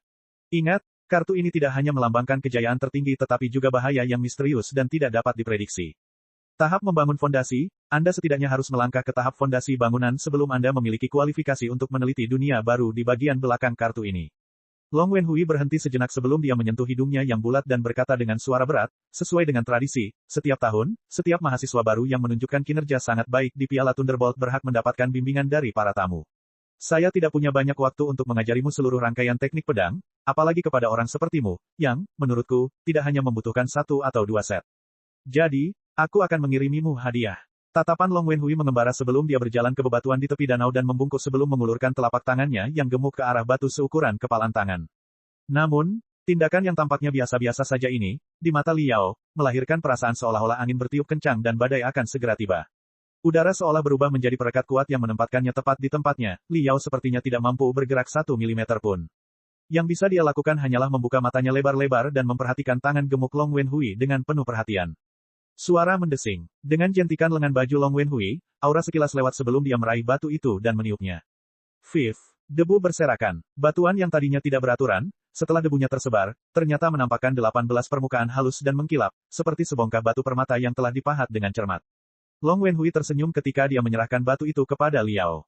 Baru pada saat inilah udara kembali ke kondisi normal dan Liao akhirnya bisa bernapas lega dan tanpa hambatan. Namun, tidak peduli seberapa besar perhatian yang diberikan Liao beberapa saat yang lalu, dia masih gagal menangkap tindakan Long Wenhui. Yang dia tahu hanyalah Long Wenhui pasti mengeluarkan pedangnya dan menebas satu demi satu untuk memotong batu itu menjadi seperti sekarang. Aku bahkan gagal menangkap lintasan pedang. Apakah ini seberapa kuat pembangkit tenaga listrik tahap formasi inti? Dengan sungguh-sungguh, Liao mengambil batu itu menggunakan kedua tangannya seolah-olah dia sedang mengambil alih peralatan sihir yang bernilai seluruh kota. Saat dia menelusuri ujung jarinya dengan sangat halus, pupil matanya segera berkontraksi. Mereka tidak sama. Permukaan seperti cermin yang tampak halus dan mengkilap memiliki perbedaan yang halus. Setiap permukaan yang diukir oleh pedang, kecepatan tumbukan bilahnya, sudut hingga kekuatan yang dilakukan tampaknya memiliki variasi yang sangat misterius. Teknik pedang Long Wenhui ini tampaknya telah mencapai puncak kesempurnaan dari pembangkit tenaga listrik tahap formasi inti. Dalam sekejap, jejak 18 serangan pedang yang sangat berbeda telah tertinggal di batu. Sambil menahan napas dan memejamkan mata, Liao menggunakan tangannya, seringan angin, untuk terus merasakan permukaan batu. Dalam pikirannya, aura pedang yang tak terbayangkan muncul satu demi satu. Liao benar-benar tenggelam dalam dunia teknik pedang. Ketika dia sangat demam hingga keringat menetes di wajahnya, Liao membuka matanya dan menemukan bahwa Long Wenhui telah pergi beberapa waktu yang lalu. Permukaan danau buatan itu sangat tenang, namun serangkaian jejak kaki tertinggal di permukaannya, memanjang hingga ke sisi lain danau. Tampaknya Long Wenhui telah berjalan di atas permukaan danau. Sedangkan jejak kaki yang ditinggalkannya mengandung energi spiritual yang begitu menakutkan sehingga bahkan setelah sekian lama, permukaan air masih tetap mengeras. Pada saat ini, sebuah suara tenang terdengar di telinga Liao, pastikan untuk melakukan yang terbaik dalam kultivasi. Siswa Liao, kita tidak punya banyak waktu lagi. Engah, Liao menghela napas lega saat dia duduk di tepi danau, menatap jejak kaki di permukaan danau dengan linglung. Entah itu kartu putih keperakan yang akan berubah menjadi alam semesta yang dipenuhi bintang atau teknik luar biasa yang diungkapkan oleh Long Wenhui, Liao harus mengalami dunia yang lebih tinggi. Dunia indah yang tidak pernah dia impikan. Dunia budidaya sungguh luas. Aku hari ini hanya bisa menimbulkan gelombang kecil di Wild Wafes City. Saya harus mengerahkan seluruh upaya saya dalam berkultivasi, membuat pakaian tempur kerangka mistik, dan juga memasuki tahap fondasi bangunan sesegera mungkin, kemudian saya dapat melangkah ke dunia baru yang disebut Long Wenhui. Itu benar-benar kehidupan yang indah. Setelah memikirkan hal ini, senyuman muncul di bibir Liao. Bagaimanapun, dia telah memenangkan Piala Thunderbolt dan menerima hadiah 10.000 kredit. Total kreditnya telah menembus angka 40.000. Sekarang, yang harus dia lakukan hanyalah mendapatkan surat rekomendasi dari dekan dan dia bisa ikut serta dalam ujian pendaftaran penyuling. Selama dia lulus ujian, Departemen Pemurnian akan tetap seperti ini dan lembaga tersebut juga akan meningkatkan pendanaan tahun depan, memungkinkan mereka untuk memulai kembali proyek Mystic Skeleton. Selama dia bekerja keras, masa depan sejahtera bisa diraih. Bip, bip, bip, bip, prosesor kristal telah menerima pesan. Apa, paten utilitas yang saya ajukan juga telah berlalu, sekarang saya memegang paten untuk detektor binatang setan. Luar biasa, hore, melompat tinggi di udara, Liao meninju udara dengan penuh semangat. Dia terlalu bersemangat, sedemikian rupa sehingga dia tidak bisa menahan diri dan kebetulan melompat ke dalam danau. Selama beberapa hari berikutnya, Liao agak sibuk. Dia telah menerima surat rekomendasi yang ditulis tangan secara pribadi oleh Dekan Xiong Baili sendiri. Selain itu, piala Thunderbolt, yang dibuat dari batu kecubung akan disimpan oleh Starfy Reunion selama 1 tahun hingga pertandingan tahun depan, setelah itu akan diserahkan kepada pemenang berikutnya. Setelah memenangkan piala Thunderbolt, kredit Liao telah menembus angka 40.000 hanya dalam setahun, sehingga menciptakan rekor baru yang belum pernah terjadi sebelumnya di lembaga perang Grand Desolate, dan pasti menjadi fokus banyak perhatian. Ia juga beberapa kali diwawancarai oleh wartawan kampus. Selain itu, dia diundang dengan hangat oleh sesama siswa Iron Fist Club dan Chaos Edge Hall untuk membicarakan pengalaman kemenangannya. Yang mana Liao langsung menolaknya. Lelucon yang luar biasa, bukankah aku akan masuk ke dalam jebakan? Bahkan Ding Lingdang berencana membantunya merayakan kemenangan piala Thunderbolt dan mengundangnya ke rumahnya untuk makan malam. Namun, dia tidak berani pergi. Setiap hari, selain bersembunyi di laboratorium penelitian tempat dia meningkatkan detektor binatang iblis dan bersiap untuk ujian pendaftaran penyuling, Liao akan mengeluarkan kartu putih keperakan dan batu yang dipotong oleh Long Wenhui untuk diteliti, kapanpun dia punya waktu. Semakin banyak dia meneliti, semakin dalam dia menyadari misteri di dalamnya. Bahkan ketika dia menatap mereka dengan tatapan kosong selama sehari semalam, dia tidak akan merasa lelah. Namun, setelah 3 hari, sebuah pesan tak terduga mengganggu budidayanya yang penuh pengabdian. Persekutuan Zephyr ingin membeli paten detektor binatang iblis dariku. Bab 206, tidak tahu apa yang baik untuk dirinya sendiri. Di Willow House, kedai teh terbesar di Wild Waves City, Gao Guanyu yang, setelah menyesap sedikit tehnya, tidak bisa menahan cemberut. Lingkungan di Wastelen agak buruk, sangat buruk sehingga teh terbaik pun memiliki rasa berpasir, membawa rasa asam pada teh. Gao Guanyu adalah seorang pria parubaya yang tampan dan halus. Sekilas, wajahnya yang tampan, bulat, dan tembem akan membuat siapapun memiliki kesan baik terhadapnya, mereka bahkan tidak akan waspada sedikit pun terhadapnya dan bahkan mungkin menganggapnya agak canggung. Namun, di Guild Zephyr, dia menggunakan nama, rubah gemuk, karena belati tersembunyi di senyumnya dan ketenaran yang dia peroleh dengan menggunakan taktik berbahaya dan menipu. Gao Guanyu adalah manajer senior pusat paten Zephyr Guild. Zephyr Guild adalah klan pemurnian utama. Paten baru yang dilakukannya setiap tahun seluas lautan. Masuk akal jika ratusan dan ribuan paten tidak dapat dikembangkan oleh penyuling Zephyr Guild sendiri. Banyak paten yang dibeli dari pihak luar. Tugas Gao Guanyu adalah menemukan paten yang memiliki potensi lebih besar di pasar dan membelinya kembali dengan harga yang agak rendah sebelum penemunya dapat melihat nilainya.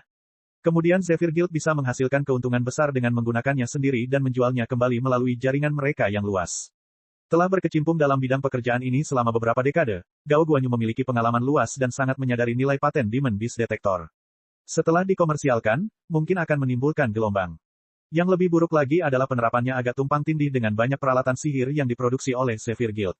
Belum lagi fakta bahwa, menurut Gao Guanyu, desain Demon Beast Detector jauh lebih baik daripada Hunting Watch dan peralatan sihir serupa lainnya yang diproduksi oleh Zephyr Guild. Saat Demon Beast Detector sudah ada di pasaran, hal itu pasti akan berdampak pada penjualan perlengkapan sihir Guild Zephyr. Ergo, Gao Guanyu bertekad untuk memperoleh paten Demon Beast Detector. Kesulitan tugas ini seharusnya tidak terlalu tinggi.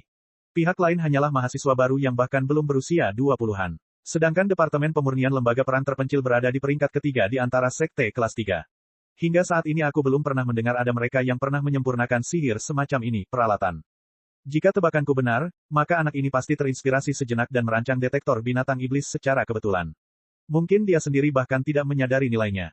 Selama aku memberinya sedikit uang, dia akan menjual patennya kepada kita. Senyum tipis muncul di wajah Gao Guanyu saat dia memejamkan mata dan mengistirahatkan pikirannya, menggunakan beberapa menit terakhir, untuk merenungkan apa yang akan dia katakan. Tiba-tiba, dua pelayan yang sedang mengobrol menarik perhatiannya. Apakah kamu sudah melihat videonya? Herring adalah nama panggilan yang sangat tepat, dia benar-benar berbahaya dan licik. Tapi tentu saja, menurutku Herring ini adalah sosok kejam terbaru dari lembaga perang terpencil kita. Jika aku ingin memprovokasi seseorang, aku lebih suka memprovokasi klub tinju besi dan aula tepi kekacauan. Wild Waves City adalah kota akademis. Banyak siswa yang bekerja di kedai teh, restoran, dan perusahaan lain di Wild Waves City sebagai pekerja paruh waktu. Bukan hanya demi uang tetapi juga untuk mengembangkan kemampuan mandiri mereka. Kedua pelayan itu sebenarnya adalah murid dari lembaga perang terpencil.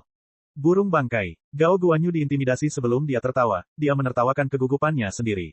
Lembaga perang terpencil terkenal dengan departemen tempurnya. Setelah mendengar nama Vulture, dia berpikir bahwa dia pastilah sosok yang kejam dari Departemen Tempur. Apakah dia berbahaya atau galak? Apa hubungannya dengan dia? Dia harus memikirkan beberapa cara untuk menghadapi mahasiswa baru yang konyol ini. Setelah beberapa saat, selain matanya yang cerah dan berkilau, seorang remaja yang tampak biasa-biasa saja mengenakan seragam sekolah masuk ke dalam rumah teh. Setelah melihat ke kanan dan ke kiri beberapa saat, dia mulai berjalan menuju Gao Guanyu. Dengan ekspresi paling baik dan ramah, Gao Guanyu berkata sambil tersenyum, "Mahasiswa Liao, halo. Saya Gao Guanyu dari Zephyr Guild. Kali ini saya datang terutama untuk berdiskusi mengenai pengalihan paten Demon Beast Detector dengan Anda. Kami telah mempelajari paten Anda dengan cermat dan meskipun agak tidak praktis dan sulit untuk dikomersialkan, dari segi desain, paten tersebut masih terbilang cerdik, kami dapat melihat kecerdikan Anda di dalamnya. Ini dapat memainkan peran pendukung dalam beberapa peralatan ajaib yang dibuat oleh kami. Persekutuan Zephyr. Oleh karena itu, kami ingin membelinya dari Anda dan memperkaya perpustakaan paten Zephyr Guild kami. Berikut adalah beberapa klausul yang saya buat, Anda dapat melihatnya. Faktanya, Zephyr Guild kami membeli ratusan dan ribuan paten dari sumber luar setiap tahun. Pada dasarnya, kami beroperasi sesuai dengan klausul serupa. Kau tidak perlu khawatir, persekutuan Zephyr kami adalah sekte terkenal dan besar dengan sejarah panjang. Klausul di atas sangat adil, kami tidak akan membiarkanmu menderita kerugian apapun. Gao Guanyu mengalihkan kontrak ke prosesor kristal Liao.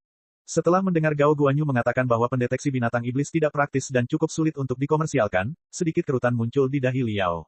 Ketika tatapannya menyapu seluruh kontrak dan melihat rangkaian angka, sebuah ejekan muncul di matanya. 5 juta. Ingin membeli semua hak hukum atas Demon Beast Detector hanya dengan 5 juta.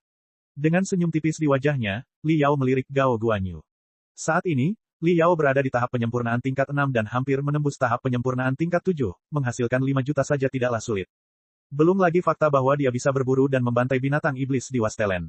Dan jika dia menjualnya di pasar daripada kembali ke institut untuk menebusnya dengan kredit, dia juga bisa mendapatkan 5 juta dengan cukup cepat. Demon Beast Detector juga akan memainkan peran paling penting dalam efisiensinya memburu binatang iblis. Dengan hanya 5 juta, bagaimana dia bisa berpikir untuk membeli paten detektor binatang iblis? Apakah kamu benar-benar menganggapku hanyalah anak nakal bodoh yang belum pernah melihat uang? Dan klausa di atas membuat Liao menggelengkan kepalanya. Saat itu juga, Liao meninggalkan gagasan untuk bekerja sama dengan persekutuan angin semilir. Sesuai dengan klausul, Zephyr Guild membeli paten Demon Beast Detector tidak hanya sebatas itu, kontraknya juga mencakup perbaikan selanjutnya serta penelitian dan pengembangan paten ini. Dengan kata lain, begitu Liao menandatangani perjanjian, dia tidak akan bisa melakukan penyempurnaan lebih lanjut serta penelitian terhadap Demon Beast Detector. Ini benar-benar tidak bisa diterima oleh Liao. Dalam pikiran Liao, Demon Beast Detector saat ini hanyalah generasi pertama, bahkan tidak bisa dianggap sebagai detektor yang sebenarnya. Karena ia tidak memiliki kemampuan untuk mendeteksi dirinya sendiri. Yang bisa dilakukan hanyalah memindai, dan dengan mengandalkan bentuk dan karakteristik yang diperoleh melalui pemindaian, ia kemudian membandingkannya dengan database. Jika jenis binatang iblis yang tidak diketahui atau varian langka muncul, dan tidak ada data yang relevan dalam database, maka ia akan gagal untuk dideteksi. Lebih jauh lagi, bahkan di antara jenis binatang iblis yang sama, ada yang kuat dan ada yang lemah. Anggota klan iblis tingkat tinggi juga bisa berkultivasi. Pada dasarnya tidak mungkin menilai kekuatan mereka setelah budidaya hanya dengan mengandalkan spesies mereka. Oleh karena itu, Liao berencana untuk terus mengembangkan Demon Beast Detector ke generasi kedua, generasi ketiga, keempat. Sampai pada titik ketika Demon Beast Detector dapat memiliki kemampuan mendeteksi yang sebenarnya di mana ia tidak harus bergantung pada database. Selama ia melakukan pemindaian menggunakan sinar mistik, ia akan mampu memperkirakan secara kasar kekuatan musuh. Peralatan magis semacam ini tidak hanya mendeteksi kekuatan pertempuran binatang iblis tetapi juga mendeteksi kekuatan pertempuran para penggarap dan penggarap iblis juga. Ini adalah peralatan ajaib terhebat dalam pikirannya, pramuka angkatan pertempuran. Oleh karena itu, bagaimana ia bisa menyerahkan seluruh hak penelitian dan pengembangan selanjutnya kepada orang lain? Sambil menjabat tangannya, Liao menolak, "Saya minta maaf, kondisi mulia yang ditawarkan oleh Tuan Gao agak berbeda dari apa yang ada dalam pikiran saya.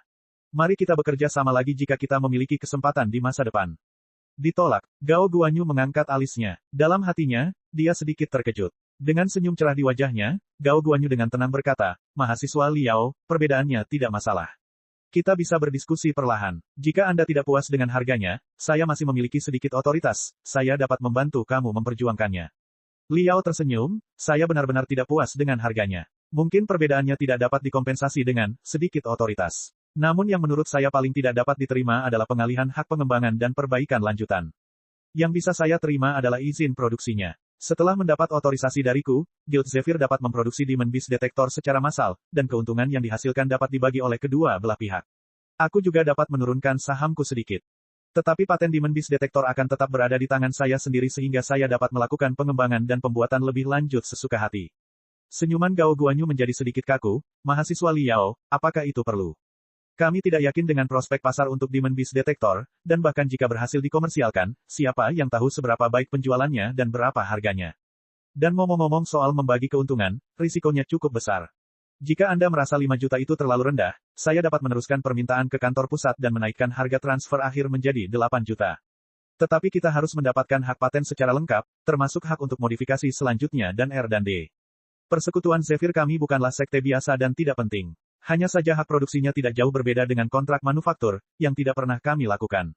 Kami harus memiliki seluruh hak paten atas peralatan sihir yang kami produksi. Bagaimana kalau Anda bersedia melepaskan hak modifikasi dan penelitian selanjutnya, saya akan menambahkan 2 juta lagi ke harga yang saya tawarkan sebelumnya, sehingga harga transfer paten akhir menjadi 10 juta. Bagaimana menurutmu? Melihat Liao diam, Gao Guanyu jadi yakin Liao ragu-ragu, jadi dia menambahkan percikan lagi, mahasiswa Liao, jujur saja. Demon Beast Detector memang merupakan peralatan sihir yang cukup bagus. Tetapi bahkan peralatan sihir yang cukup bagus pun akan menghadapi banyak masalah dalam proses komersialisasinya, seperti saluran distribusi, pemasaran, kendali mutu produksi massal, layanan purna jual, dan lain sebagainya.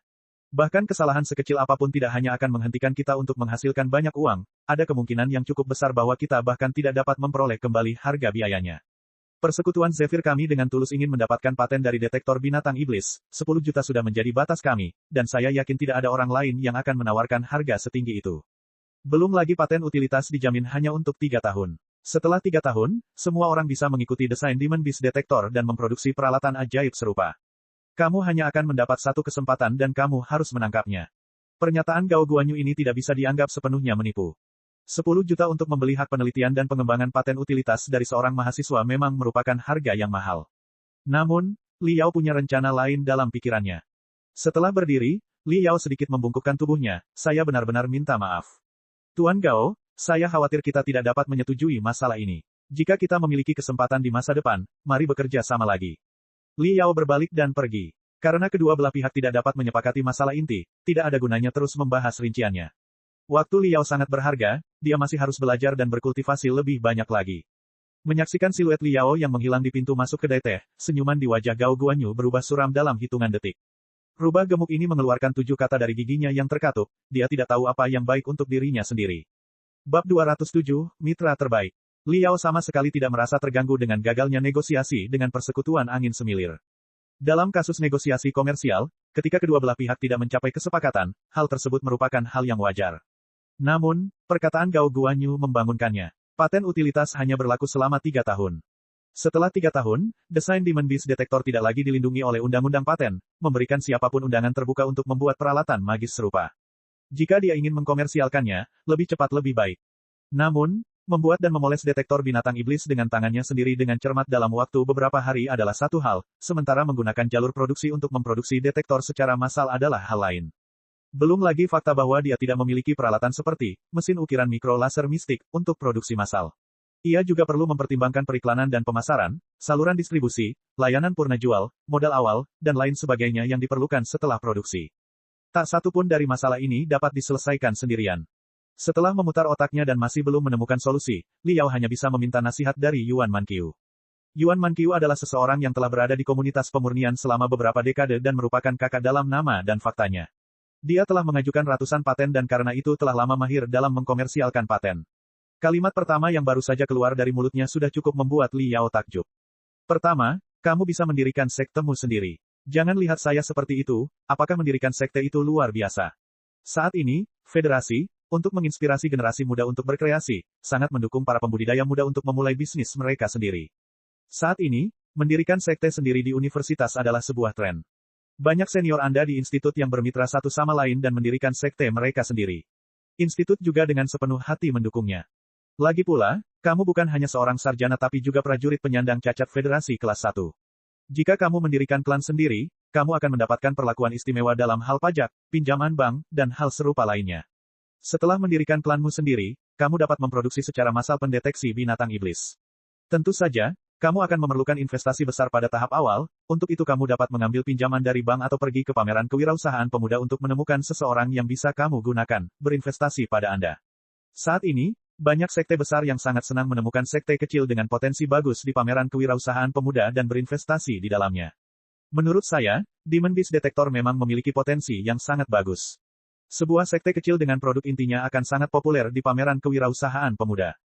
Jika Anda beruntung, mungkin sekte besar akan siap mengeluarkan sejumlah besar uang untuk langsung membeli sekte kecil Anda. Dengan begitu, kamu tidak hanya bisa mendapatkan banyak uang, kamu juga bisa langsung menjadi sosok seperti sesepuh di sekte besar. Kamu bisa mencapai ketinggian yang mempesona dalam satu lompatan. Nasihat Yuan Manqiu membuat jantung Li Yao berdebar kencang. Mendirikan sekte sendiri, kedengarannya sangat menakjubkan. Namun, setelah memikirkannya dengan hati-hati, dia tetap menyerah pada gagasan ini. Mendirikan klan tidak sesederhana kedengarannya. Entah pergi ke bank untuk mengajukan pinjaman atau mencari investor di pameran kewirausahaan pemuda, hal-hal yang sangat membosankan perlu ditangani. Inilah tepatnya domain para penggarap tipe admin. Dan Li Yao bukanlah seorang kultivator tipe admin, belum lagi fakta bahwa dia hanya menyukai dua hal, satu adalah memanjakan dirinya dalam dunia peralatan sihir yang kompleks dan mendalam dan yang lainnya adalah membantai di medan perang yang berlumuran darah. Kedua hal ini sudah menyita sebagian besar waktu dan tenaganya. Sementara itu, dia juga akan mencurahkan banyak waktu dan tenaga untuk ujian pendaftaran penghilangan yang akan datang. Bahkan jika dia lulus ujian, dia masih memiliki proyek mistik skeleton yang harus dia fokuskan. Dia benar-benar tidak punya waktu atau tenaga ekstra untuk menjalankan sekte. Melihat Li Yao menolak usulan pertama, Yuan Manqiu tidak terkejut. Dia melanjutkan, jika Anda tidak ingin membuat sekte Anda sendiri untuk menghasilkan Demon Beast Detector, Anda hanya dapat bekerja dengan sekte lain. Namun, kerjasamanya tergantung sekte apa itu. Meskipun sekte besar berskala Zephyr Guild cukup berpengalaman dalam memproduksi peralatan seperti itu dan memiliki jaringan pemasaran yang lengkap, mereka terlalu besar. Akan sangat sulit bagi mereka untuk memperlakukan Anda setara. Seringkali, mereka ingin membeli dan menjual dalam satu kesempatan, mereka akan langsung membeli paten Anda daripada bekerja sama dengan Anda. Jika Anda ingin mempertahankan paten, satu-satunya pilihan Anda adalah bekerja dengan sekte kelas 2 atau 3. Sekte seperti itu tidak memiliki teknologi yang kuat atau memiliki kemampuan untuk penelitian dan pengembangan lebih lanjut. Oleh karena itu, mereka tidak memilikinya, membutuhkan paten Anda, yang mereka butuhkan dari Anda hanyalah hak produksi eksklusif, itu saja. Tentu saja, dengan cara ini, harganya harus sedikit lebih rendah, terlebih lagi, sekte kecil tidak memiliki jaringan pemasaran yang lengkap seperti Zephyr Guild. Selain itu, ada masalah kontrol kualitas dengan produksi massal peralatan sihir. Karena itu, memilih sekte kecil yang tahu apa yang mereka lakukan juga sama pentingnya. Li Yao, apa pendapatmu tentang sekte Laut Gunung? Tampaknya, Yuan Manqiu telah memikirkan lebih dari sekadar rencananya. Karena Li Yao bertanya, dia memberinya rencana terbaik yang bisa dia pikirkan. Sekte Laut Gunung. Li Yao merenung sebentar. Dia memiliki kesan yang sangat baik tentang Mountain Sea Sect.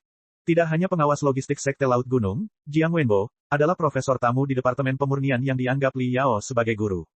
Kultivator panggung fondasi bangunan dari Sekte Laut Gunung, Guan Xiang adalah penyelamatnya yang juga menjaminnya ketika Li Yao menjadi seorang kultivator. Li Yao telah bertemu Jiang Wenbo dan Guan Xiong beberapa kali selama setahun terakhir. Dia memiliki hubungan yang cukup baik dengan keduanya. Selain itu, Sekte Laut Gunung adalah sponsor dari Departemen Pemurnian Lembaga Perang Terpencil. Sekarang seorang siswa dari Departemen Pemurnian telah menunjukkan beberapa hasil, bekerja sama dengan Sekte Laut Gunung adalah hal yang pantas. Saya mendengar bahwa Sekte Laut Gunung telah beroperasi di zona merah selama 2 tahun terakhir. Ya, Yuan Manqiu tidak menyembunyikannya sebelum dia melanjutkan dengan sikap alami dan tenang, selama lebih dari 1 abad, Sekte Laut Gunung adalah sekte lemah kelas 2 atau 3 yang bahkan tidak memiliki pembangkit tenaga listrik tahap formasi inti. Dan di beberapa dekade terakhir, keberuntungan mereka tidak begitu besar. Pertama, mantan tetua mereka gagal maju ke tahap formasi inti dan terluka parah, yang mengakibatkan penurunan harga saham mereka secara besar-besaran, kerugian besar. Setelah itu, ahli mereka yang lain, Guan Xiong telah diracuni oleh energi iblis selama gelombang besar, sebagai akibatnya, ia jatuh ke tingkat menengah tahap dasar bangunan dari tingkat tinggi sebelumnya. Setelah kehilangan 2 ahli tingkat tinggi yang bisa berburu binatang iblis tingkat tinggi, menjelajah jauh ke dalam Wastelen, dan menjelajahi tambang, Sekte Laut Gunung tidak dapat memperluas bisnis mereka yang menghasilkan keuntungan tinggi seperti kontrak militer dari Federasi, yang membuat sulit bagi mereka untuk beroperasi. Namun, Sekte Laut Gunung telah bertahan di Wastelen selama lebih dari 1 abad, mereka mapan dan memiliki jaringan pemasaran di berbagai kota di Wastelen, dan juga memiliki reputasi tertentu. Pasar utama dari Demon Beast Detector adalah Wastelen. Bahkan jika para pembudidaya pedalaman harus menjelajah jauh ke dalam Wastelen untuk berburu binatang iblis, mereka harus terlebih dahulu beristirahat di pangkalan depan. Dengan kemampuan periklanan dan distribusi dari Mountain Sekte Laut, akan sangat mudah untuk menutupi sepenuhnya situs-situs penting ini. Hal terpenting lainnya adalah kemampuan produksi mereka. Awalnya, Sekte Laut Gunung bukanlah sekte yang berdasarkan pada pemurnian, namun demi transformasi menyeluruh, mereka menghabiskan banyak uang untuk mengimpor jalur produksi yang terdiri dari mesin ukiran mikro laser mistik dan berbagai mini komponen. Lini produksi ini sangat canggih dan dapat digunakan untuk menyempurnakan jam tangan roh.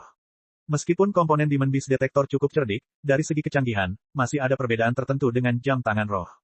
Dengan kata lain, Sekte Laut Gunung benar-benar mampu memproduksi detektor binatang iblis secara massal. Di sisi lain, kemampuan teknis Sekte Laut Gunung tidak terlalu bagus baik itu pusat penelitian dan pengembangan mereka yang baru didirikan atau para tetua mereka. Kepala pusat penelitian dan pengembangan mereka adalah Jiang Tua yang merupakan pemurni dari faksi akar rumput dan tidak berspesialisasi dalam membuat peralatan sihir presisi. Mereka masih harus mengandalkan dukunganmu. Hasilnya, Anda memiliki teknologi sementara Sekte Laut Gunung memiliki tenaga kerja, uang, peralatan produksi, dan jaringan pemasaran. Kedua belah pihak saling melengkapi satu sama lain. Dalam hal kerjasama, Anda tampaknya cukup cocok. Setelah mendengar analisis Yuan Manqiu, Li Yao mengangguk lagi dan lagi. Sekte Laut Gunung memang merupakan mitra terbaik mengingat situasinya saat ini. Setelah ragu-ragu sejenak, Li Yao bertanya, namun, apakah Sekte Laut Gunung bersedia bekerja sama dengan saya, atau apakah saya harus berbicara dengan Guru Jiang terlebih dahulu? Yuan Manqiu sedikit tersenyum, apa yang perlu dibicarakan? Ambil inisiatif saja untuk berbicara dengannya dan kemudian kamu hanya perlu menunggu dia datang dan berkunjung. Saya telah mengirimkan video pertarungan Anda di Piala Thunderbolt dan beberapa pertarungan Anda di Wastelen ke Old Jiang dan juga mengatakan kepadanya bahwa Anda juga mendapat paten. Dengan wawasannya, seharusnya dia bisa melihat prospek paten ini. Selanjutnya, dengan keadaan buruk Sekte Laut Gunung saat ini, peralatan sihir ini dirancang khusus untuk mereka.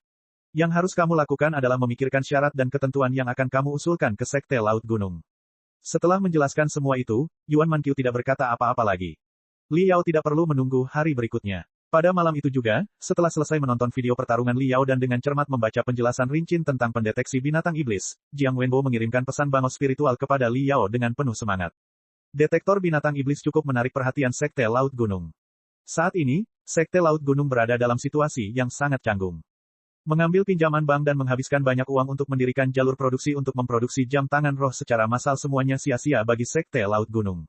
Semua jam tangan roh disimpan di gudang mereka, setiap bagian yang mereka perbaiki hanyalah kerugian. Karena tidak dapat memproduksi apapun, jalur produksi pun terhenti. Bunga bulanan pinjaman bank saja sudah merupakan angka yang sangat besar. Mereka ingin menjual seluruh lini produksi namun menemukan pembeli yang tepat lebih mudah diucapkan daripada dilakukan. Belum lagi harga jualnya juga cukup murah. Sejauh ini, kerugian yang mereka derita sungguh mengejutkan. Terlebih lagi, apa yang akan dilakukan Sekte Laut Gunung setelah menjual jalur perakitan mereka? Dengan munculnya Demon Beast Detector, Sekte Laut Gunung, dari atas ke bawah, cukup bersemangat. Dengan Guan Xiong bertindak sebagai kultivator tipe pertempuran terkemuka yang sering memburu binatang iblis di Wastelen, mereka cukup yakin dengan prospek pasar dari Demon Beast Detector. Lebih penting lagi, jalur produksi yang diimpor untuk membuat jam tangan roh dapat digunakan untuk memproduksi secara massal detektor binatang iblis hanya dengan beberapa modifikasi dan tanpa kesulitan teknis apapun. Daripada berkompetisi di pasar jam tangan spirit yang kompetitif dan matang dengan raksasa tradisional seperti Zephyr Guild, lebih baik mereka mencoba masuk ke pasar baru. Sekalipun penjualannya tidak tinggi, selama mereka bisa membayar bunga pinjaman bank setiap bulan, itu lebih baik daripada membiarkan jalur produksi menganggur. Dengan perhitungan seperti itu dan setelah diskusi sengit siang dan malam, manajemen atas dan bawah Sekte Laut Gunung akhirnya mencapai kesepakatan dan memutuskan untuk bekerja sama sepenuhnya dengan Li Yao untuk memproduksi detektor binatang iblis. Bab 208, Ruang Ujian Paling Istimewa. Sebulan kemudian. Suatu tempat di antara pegunungan tinggi di belahan barat Star Glory Federation. Kapal induk kelas paus pembunuh, yang dibuntuti oleh aliran cahaya warna-warni dan ekor api yang panjang, perlahan-lahan berjalan melintasi langit biru cerah saat ia terjun ke dalam hutan dengan ratusan dan ribuan gunung tinggi. Di dalam kapal induk, Li Yao bersiul lega sambil dengan senang hati memeriksa kontraknya. Akhirnya, kontrak diselesaikan. Memproduksi peralatan sihir dalam skala besar bukanlah hal yang sepele. Meskipun kedua belah pihak benar-benar ingin bekerja sama, masih banyak tugas membosankan yang harus diselesaikan jika menyangkut masalah tertentu. Selama 2 minggu berikutnya, Li Yao membuat beberapa perubahan kecil pada komponen dan mesin terbang detektor binatang iblis, terutama dari perspektif pengurangan biaya. Ada banyak mesin terbang dan algoritma arai yang baru ditemukan dalam 1 atau 2 dekade terakhir dan masih dalam masa perlindungan paten. Menggunakan algoritma dan mesin terbang untuk pembelajaran dan penelitian bukanlah apa-apa, tetapi jika seseorang ingin menggunakannya dalam produksi massal demi mendapatkan keuntungan, mereka harus bernegosiasi dengan penemunya untuk membayar sejumlah tertentu guna mendapatkan hak paten. Cara terbaik untuk mengatasi masalah ini adalah dengan menemukan algoritma dan mesin terbang arai yang ditemukan 30 hingga 50 tahun yang lalu. Masa perlindungan paten dari mesin terbang dan algoritma tersebut telah berakhir dan siapapun dapat menggunakannya. Tentu saja, tidak semua mesin terbang dan algoritma arai dapat diganti. Untuk beberapa mesin terbang dan algoritma susunan yang tak tergantikan dan penting, staf bisnis Sekte Laut Gunung harus bernegosiasi dengan penemunya. Selain Demon Beast Detector yang diproduksi secara massal, mata kristal merupakan komponen integral dan, bagi Mountain Sea Sect, jauh lebih hemat biaya untuk membelinya dari orang lain daripada membuatnya sendiri. Meskipun Sekte Laut Gunung tidak dapat membuat mata kristal sendiri, mereka masih memiliki beberapa sekte pemurnian mitra yang memiliki kemampuan untuk menghasilkan mata kristal pada tingkat tinggi. Mereka telah mencapai perjanjian kerja sama strategis dengan salah satu mitra mereka yang akan membeli mata kristal yang relatif murah dengan harga yang terjangkau. Yang harus dilakukan Liao hanyalah menyempurnakan proses produksi dan mengganti mata kristal kelas Super Falcon dari Sekte Cahaya Suci, yang sebelumnya digunakan Liao, dengan mata kristal model baru. Setelah menyelesaikan semua ini, Liao secara pribadi pergi ke Sekte Laut Gunung. Di satu sisi, ia ingin menguji teknologi kerajinan dan skala produksi Sekte Laut Gunung, di sisi lain, ia juga ingin bekerja sama dengan Jiang Wenbo untuk merombak lini produksi yang awalnya dirancang untuk memproduksi jam tangan roh. Setelah melihat proyek renovasi tungku kerajinan Tae generasi pertama, Jiang Wenbo sangat yakin dengan kemampuan modifikasi jahat Liao. Dengan demikian, tanggung jawab pembenahan banyak situs penting diserahkan kepada Liao. Sedangkan Sekte Laut Gunung, dari eselon atas hingga pekerja rendahan, masih sedikit meragukan kemampuan Liao, namun setelah melihat teknik pemurnian dan ide modifikasinya yang gila, mereka semua terdiam dan menjadi sangat percaya diri pada pendeteksi binatang iblis, proyek. Setelah bekerja keras selama 1 bulan dan seluruh hambatan dalam proses pembuatan akhirnya terselesaikan, kedua belah pihak melakukan serangkaian tawar-menawar. Setelah itu, kontrak akhirnya diselesaikan. Beberapa syarat dan ketentuan penting adalah: pertama, Liao akan memberikan hak eksklusif kepada Sekte Laut Gunung untuk memproduksi secara massal detektor binatang iblis, dan berjanji bahwa tidak ada sekte lain yang akan diberi izin selama 3 tahun ke depan. Kedua, Liao akan tetap memegang hak paten detektor binatang iblis dan dapat memproduksinya dalam skala kecil untuk penelitian atau distribusi, selama hasilnya tidak melebihi 1 buah per hari. Selain itu, dia harus mengukir simbol unik pada Demon Beast Detector untuk membedakannya dari Demon Beast Detector yang dijual oleh Mountain Sea Sect. Ketiga, Sekte Laut Gunung berjanji akan memproduksi setidaknya 50.000 unit detektor binatang iblis selama 3 tahun ke depan. Dan keuntungan dari penjualan setiap unit Demon Beast Detector akan dibagi dalam rasio 30-70, di mana Liao berhak atas 30% dan Mountain Sea Sect hingga 70%. Keempat, Liao akan memberikan dukungan teknis dan, begitu dia menemukan model berikutnya, Sekte Laut Gunung akan mendapat prioritas dengan syarat kerja sama yang sama. Liao sangat puas dengan kontrak ini. Dia juga meneliti pasar. Umumnya, untuk kontrak serupa yang hak patennya masih dipegang oleh pemiliknya dan diberikan hak produksi eksklusif, pemilik paten paling banyak menerima 20% keuntungan. Meski teknologi itu miliknya, sekte budidaya menyediakan uang, peralatan produksi, jaringan pemasaran, dan tenaga kerja yang terdiri dari ratusan bahkan ribuan orang yang hanya mengerjakan proyek ini. Selain itu, sekte budidaya masih harus menanggung risiko kerugian, jadi, memberi mereka bagian 70 hingga 80% dari keuntungan sebenarnya tidak terlalu banyak. Terlebih lagi, menurut rencana Liao, ambisinya tidak dapat dihentikan dengan memperebutkan sejumlah kecil uang. Apa gunanya tawar-menawar dengan Mountain Sea Sect untuk 1 atau 2%? Detektor binatang iblis generasi pertama hanyalah permulaan. Nantinya, dia akan mengembangkan banyak detektor yang jauh lebih canggih yang memiliki berbagai kemampuan. Jika detektor binatang iblis generasi pertama terjual dengan baik, maka mereka dapat berdiskusi secara perlahan. Pandangan Liao tertuju pada bagian bawah kontrak, pada simbol yang sangat aneh di bawah bagian tanda tangannya, yang sama flamboyannya seperti naga terbang dan burung phoenix menari. Itu adalah pentagram kecil dengan senyuman nyengir panjang sedangkan sudut senyumannya sedikit melengkung, memberikan kesan senyuman yang menyeramkan. Ini adalah lambang eksklusif yang dirancang oleh Liao sendiri. Setiap refiner memiliki lambang uniknya sendiri yang diukir pada peralatan magis yang dibuatnya, yang berfungsi sebagai identifikasi dan juga iklan khusus. Bahkan perlengkapan magis dengan fungsi biasa pun harganya akan naik 100 kali lipat asalkan dibuat secara pribadi oleh ahli penyulingan dan lambang eksklusifnya dicap di atasnya. Itu akan dianggap sebagai harta karun yang sangat berharga di mana pembelinya akan berkerumun seperti lalat. Bintang kecil dengan senyuman jahat ini dinamai Bintang Iblis oleh Liao. Dia memutuskan bahwa, mulai sekarang, jika dia berada di medan perang di mana darah tertumpah dan tubuh terus berjatuhan, dia akan menggunakan julukan, Herring. Medan perang, tempat semua orang berlomba untuk melihat siapa yang lebih tangguh, lebih ganas, dan paling tak kenal takut. Herring, julukan ini terdengar seperti milik sosok yang kejam. Suatu hari nanti, bahkan Raja Iblis dan Kaisar Iblis dari sektor Iblis Darah akan gemetar mendengar nama ini. Namun dalam komunitas penyulingan, menggunakan nama panggilan yang tidak menyenangkan seperti Herring, tidaklah cocok, sepertinya itu bukan milik seseorang yang baik dan jujur. Ergo, di komunitas penyulingan, dia akan menggunakan nama Fienstar, hahaha, Grandmaster Fienstar, nama ini lumayan. Bersenandung, kapal induk kelas paus pembunuh bergetar pelan dan mulai melambat. Para penumpang di dalam terlibat dalam serangkaian diskusi yang menegangkan. Liao berhenti tersenyum dan menyingkirkan hologramnya. Dalam sekejap mata, segala sesuatu yang berhubungan dengan Demon Beast Detector terlempar ke belakang pikirannya. Saat ini, ada hal yang lebih penting yang harus dia tangani, ujian registrasi penyuling. Liao mengintip melalui jendela kapal sambil mengalihkan pandangannya ke kejauhan. Di mana dia melihat pegunungan tinggi yang subur dan menghijau serta puncak-puncak tinggi yang dikelilingi oleh beberapa cekungan besar. Di dalam cekungan, kota-kota berwarna putih keperakan yang tak terhitung jumlahnya berkilauan di bawah sinar matahari yang cerah. Ini adalah kota-kota yang terletak di dalam ratusan dan ribuan gunung di belahan barat Federasi. Semuanya adalah kota militer yang terdiri dari serangkaian pabrik amunisi, pangkalan militer, dan lembaga penelitian peralatan magis jenis perang, yang merupakan garis pertahanan terakhir umat manusia. Pada awal berdirinya Star Glory Federation, situasinya belum stabil seperti sekarang. Belahan bumi timur dari Federasi ditindas oleh Kerajaan Iblis Timur, sedangkan Wastelen di belahan bumi utara adalah surga bagi binatang iblis. Pada saat itu, gelombang pasang benar-benar menghancurkan langit dan bumi, menghancurkan segala sesuatu yang terjadi setelahnya.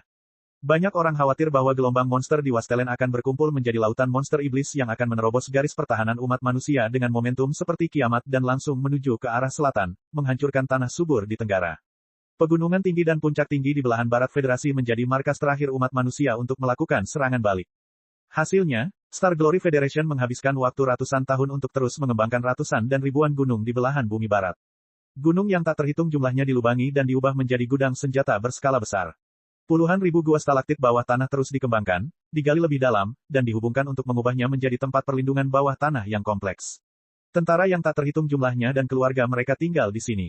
Generasi demi generasi, keluarga prajurit berkembang menjadi keluarga militer, menunggu pertempuran terakhir. Pendaftaran penyuling dibagi menjadi selusin kategori berbeda. Liao telah melamar kelas C, yang difokuskan pada arahan militer skala kecil. Penyuling kelas ini terutama berfokus pada pembuatan pedang dan pedang tipe individu, senjata api, dan peralatan sihir kelas tambahan. Puncak dari kelas mereka adalah mampu membuat pakaian kristal, atau, dengan kata lain, menjadi arma dominus.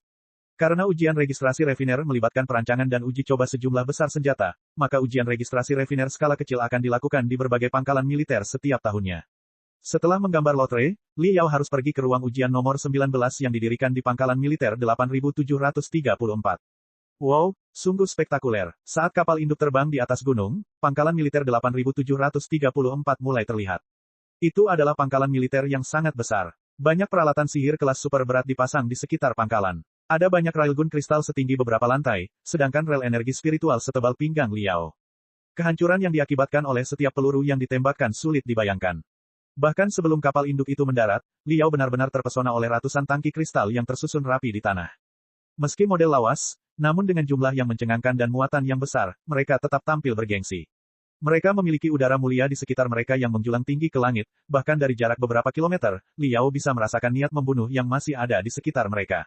Saat kapal induk perlahan-lahan mendarat, peserta ujian dari berbagai kota di Wastelen keluar sebelum mereka dikawal oleh tim tentara yang membawa mereka ke depan bangunan besar berwarna putih keperakan yang berbentuk kubah. Setelah memverifikasi identitas mereka, prosesor kristal pribadi setiap orang untuk sementara diserahkan kepada tentara dengan imbalan prosesor kristal yang akan khusus digunakan untuk ujian pendaftaran pemurni. Liao berjalan ke dalam kubah berwarna putih keperakan. Dia merasa seolah-olah langit ditutupi oleh cangkang logam, namun megah, dan lobinya cukup untuk menampung puluhan ribu orang. Di tengahnya ada kotak merah yang sepenuhnya disegel oleh mesin terbang pertahanan. Itu adalah ruang pemeriksaan utama. Ujian registrasi refiner dibagi menjadi ujian utama, ujian kedua, dan ujian akhir. Ujian utama adalah tes tertulis yang menilai pengetahuan mereka tentang berbagai teori. Itu sangat sulit. Lebih dari separuh peserta ujian akan tersingkir dalam ujian utama. Lebih dari 1000 peserta ujian dari beberapa lusin kota berkumpul di lobi.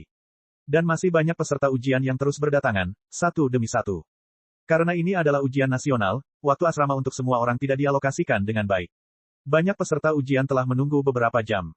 Oleh karena itu, banyak ruang tunggu dan kafetaria khusus yang dipasang di lobi. Dan prosesor kristal yang khusus disediakan untuk ujian juga memiliki kertas tiruan. Peserta ujian bisa makan dan minum di ruang tunggu, untuk mengisi ulang tenaga mereka. Atau mereka dapat melakukan upaya di menit-menit terakhir dengan melakukan latihan di menit-menit terakhir. Melihat waktu, masih ada waktu setengah jam lagi untuk memulai ujian utama. Liao berjalan menuju ruang tunggu dengan santai untuk memulihkan diri setelah perjalanan yang melelahkan. Tanpa diduga, bahkan sebelum dia sempat duduk, dia mendengar namanya dari dua peserta ujian di belakangnya saat mereka berdiskusi dengan suara pelan. Tahukah Anda bahwa ruang ujian nomor 19 kita adalah yang paling istimewa di antara semua ruang ujian? Ada dua peserta ujian unik yang mengikuti ujian di sini. Salah satunya adalah Jiang Shaoyang, mahasiswa baru berbakat di Universitas Laut Dalam, yang juga dikenal sebagai bintang ke-10. Yang lainnya adalah Liao. Bab 209, bintang ke-10, Jiang Shaoyang. Sementara Liao meregangkan tubuhnya, dia melirik ke belakang melalui sudut matanya. Tak jauh darinya duduk dua remaja, satu gemuk dan satu kurus, tidak lebih dari 3-4 tahun lebih tua darinya. Remaja kurus itu memiliki mata murung yang secara halus melayang ke sana-sini, dia tampak sangat cerdik. Beberapa saat yang lalu, dialah yang berbicara tentang Liao. Sebaliknya, remaja yang agak gemuk itu tampak cuek, seperti kutu buku yang tidak peduli dengan apa yang terjadi di dunia luar. Di dada keduanya ada lambang Universitas Star Nebula. Tingkat Departemen Pemurnian Universitas Star Nebula tidaklah rendah. Setiap tahun, banyak penyuling dari Universitas Star Nebula yang mengajukan pendaftaran. Sambil menyentuh bagian belakang kepalanya, remaja yang sedikit gemuk itu dengan bodohnya menjawab, saya pernah mendengar tentang Jiang Shaoyang. Bukankah dia adalah orang yang datang ke universitas kita untuk seminar mewakili Universitas Laut dalam bulan lalu, di mana orang-orang sombong itu orang-orang di departemen kita benar-benar tersingkir. Namun, mengapa mereka memanggilnya bintang ke-10? Bukankah dia baru masuk universitas tahun lalu, kenapa dia mengambil refiners? Ujian pendaftaran tahun ini, bahkan setahun belum berlalu, Remaja kurus itu berkata dengan cara yang wajar, dia dipanggil seperti itu karena dia jenius, kalau tidak, apa sebutan jenius? Mengenai mengapa dia disebut bintang ke-10, itu cukup sederhana. Pernahkah Anda mendengar tentang kelompok di Departemen Pemurnian Universitas Laut Dalam yang disebut Novem Stellae? 1. Remaja yang sedikit gemuk itu mengangguk, tentu saja, ini adalah kelompok akademis yang dibentuk oleh 9 murid sejati yang diajar oleh Jiang Sheng dari Departemen Pemurnian Universitas Laut Dalam. Ini hampir mewakili tingkat tertinggi di antara generasi baru dalam komunitas penyulingan. Remaja kurus itu tersenyum dan berkata, kamu masih belum mengerti, kan? Jiang Shaoyang baru masuk universitas selama 1 tahun, tapi dia secara pribadi diajar oleh Supernova Jiang Sheng.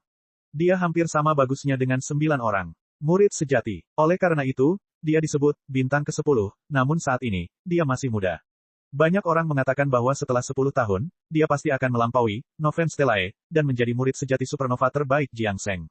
Remaja yang sedikit gemuk itu terkejut ketika ekspresi keheranan menutupi wajahnya sebelum dia berkata, dia diajari secara pribadi oleh Supernova Jiang Sheng hanya selama 1 tahun dan dia hampir sebagus Novem Stellae. Sial, dia benar, terlalu bagus. Setelah berpikir sejenak, lelaki kurus itu menggelengkan kepalanya dan berkata, sebenarnya, ini bukan hanya 1 tahun. Jiang Shaoyang adalah keponakan Jiang Sheng. Dia telah mengikuti Jiang Sheng sejak masa kanak-kanak dan tanpa disadari telah terpengaruh. Jadi, sangat wajar baginya untuk mulai menyempurnakan, dan seiring dengan diajari dengan metode sistematis selama 1 tahun, itu adalah tidak ada yang aneh baginya tiba-tiba menunjukkan hasil yang luar biasa.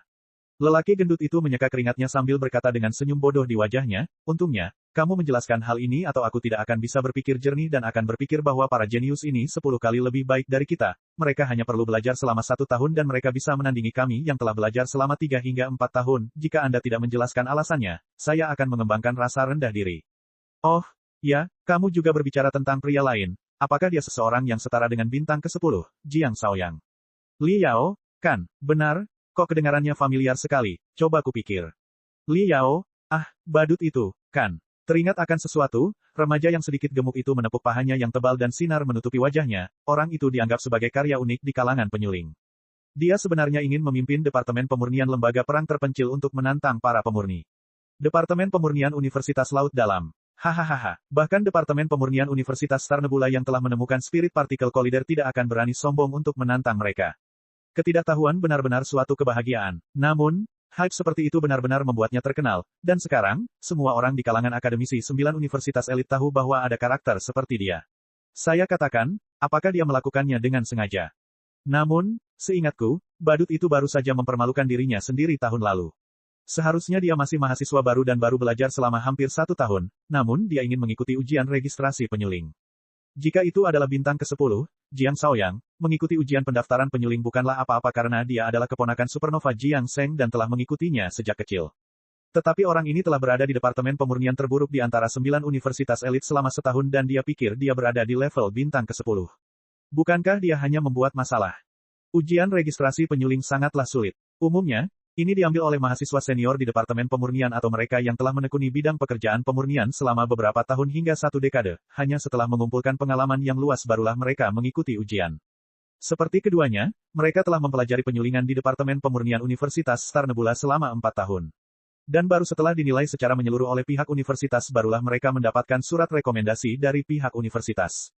Di dalam ruang ujian, peserta ujian berusia 30-an dan 40-an jumlahnya banyak, bahkan ada peserta ujian parubaya dengan rambut putih tumbuh di pelipisnya, bahkan ada yang berusia 70-an dan 80-an. Institut Perang Terpencil seharusnya adalah universitas seperti milik kita. Mereka juga harus menggunakan sistem surat rekomendasi. Dan hanya ketika siswanya mencapai tingkat tertentu barulah dia memenuhi syarat untuk mengikuti ujian, bukan? Jadi, bagaimana bisa orang ini mengikuti ujian? Remaja gemuk itu membelai wajahnya yang berkilau sambil bertanya dengan ragu. Lelaki kurus itu tersenyum nakal, yang lain mungkin tidak tahu, tapi aku kenal seorang lulusan senior yang belajar di lembaga perang terpencil. Menurutnya, itu karena Li Yao bisa bertarung.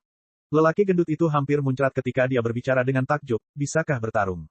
Lelaki kurus itu mengangguk, itu benar, dia tidak hanya bisa bertarung, dia juga bisa mengalahkan beberapa lusin atau bahkan 100 muridnya. Singkatnya, dia tidak terkalahkan di kelas yang sama, dia bahkan bisa mengalahkan luar biasa dari para siswa departemen tempur mereka, dia benar-benar orang yang galak. Remaja gendut itu tidak tahu apakah harus tertawa atau menangis ketika dia berulang kali menggelengkan kepalanya sebelum berbicara. Institusi perang terpencil layak disebut sebagai yang paling gila di antara 9 universitas elit. Ini terlalu konyol, kan? Apa artinya menjadi bisa bertarung ada hubungannya dengan pemurnian? Baru saja dia bisa bertarung, dia bisa mendapatkan surat rekomendasi untuk mengikuti ujian pendaftaran penyuling, dia pasti bercanda.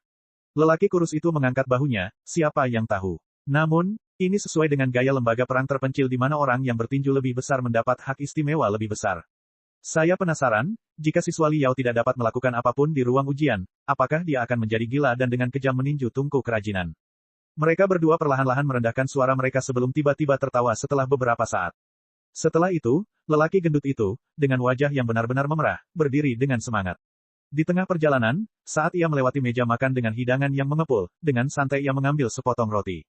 Sambil makan, dia duduk di samping kelompok peserta ujian lain dari Universitas Star Nebular dan dengan antusias berkata, "Hei, tahukah Anda bahwa ruang ujian nomor 19 kita adalah ruang ujian paling istimewa tahun ini? Ada 2 peserta ujian unik yang mengikuti ujian tersebut. Di sini." Li Yao menyipitkan matanya sambil menggaruk kepalanya yang agak acak-acakan. Dari lubuk hatinya, dia membara dengan semangat. Bintang ke-10, Jiang Shaoyang, keponakan supernova Jiang Sheng, mahasiswa baru terbaik di Departemen Pemurnian Universitas Laut Dalam yang bisa berhadapan langsung dengan Novem Stellae. Li Yao benar-benar ingin bertarung 1 atau 2 kali dengan si jenius ini. Saat dia bertanya-tanya, dia tiba-tiba mendengar suara-suara datang dari pintu masuk lobi. Aura yang kuat dan mengesankan seperti gelombang besar yang melonjak dari laut dalam, menyebar kemana-mana, menelan dan menenggelamkan segala sesuatu yang ada di belakangnya. Ratusan remaja, mengenakan seragam biru tua dan lambang Universitas Laut Dalam masuk ke ruang ujian dengan kepala terangkat tinggi. Dengan setiap langkah yang mereka ambil, cahaya menyinari lipatan seragam yang dipantulkan sebagai ratusan pancaran cahaya kecil berwarna biru, membuat lobi tampak seolah-olah berada di laut dalam, menghadirkan suasana aneh namun tenang dan damai di lobi. Lobi yang tadinya ramai dan ramai, langsung menjadi sunyi. Tatapan setiap peserta ujian membawa rasa kagum dan iri saat mereka melihat tim biru yang berbaris. Seolah-olah mereka adalah protagonis pada hari itu dan orang-orang yang tersisa hanya ada di sini untuk menemani mereka dalam ujian, tidak lebih dan tidak kurang. Hanya ruang ujian yang memiliki ratusan peserta ujian. Saya khawatir mahasiswa Universitas Laut Dalam yang mengikuti ujian di semua ruang ujian berjumlah ribuan. Ini benar-benar tanah suci para pemurni dalam nama dan faktanya. Li Yao menghirup udara dingin. Meski menyadari bahwa Departemen Pemurnian Universitas Laut Dalam sangat besar, baru sekarang dia mendapatkan pemahaman yang jelas. Peserta ujian ini hanyalah mahasiswa Deep Sea University, itu saja. Masih banyak lulusan Deep Sea University yang gagal menjadi pemurni terdaftar dan juga mengikuti ujian. Melihat para mahasiswa alma maternya berdatangan, para wisudawan satu persatu naik menyambut dan menyapa adik-adiknya yang mereka kenal. Lobi yang tadinya sunyi senyap, sekali lagi menjadi hidup. Namun, kali ini keriuhan datang dari rombongan Deep Sea University. Semua orang sepertinya tertekan oleh sikap mereka yang mengesankan dan bahkan tidak berani meninggikan suara. Li Yao melirik ke sekeliling dan segera menyadari bahwa seperempat peserta ujian berasal dari Universitas Laut Dalam. Gelombang biru yang luar biasa dengan cepat menyebar ke seluruh lobi sebelum ruang ujian nomor 19 berubah menjadi wilayah Universitas Laut Dalam. Gelombang biru tua pecah menjadi selusin gelombang kecil yang bergerak menuju berbagai ruang tunggu. Seorang remaja berambut panjang dan bermata merah, dikelilingi oleh beberapa lusin pria berjalan melewati Li Yao. Awalnya, remaja berambut panjang itu menyilangkan tangan di depan dada, tapi rupanya, dia sepertinya memikirkan sesuatu sebelum dia tanpa berpikir panjang mengangkat pergelangan tangannya untuk melihat ke arah prosesor kristal.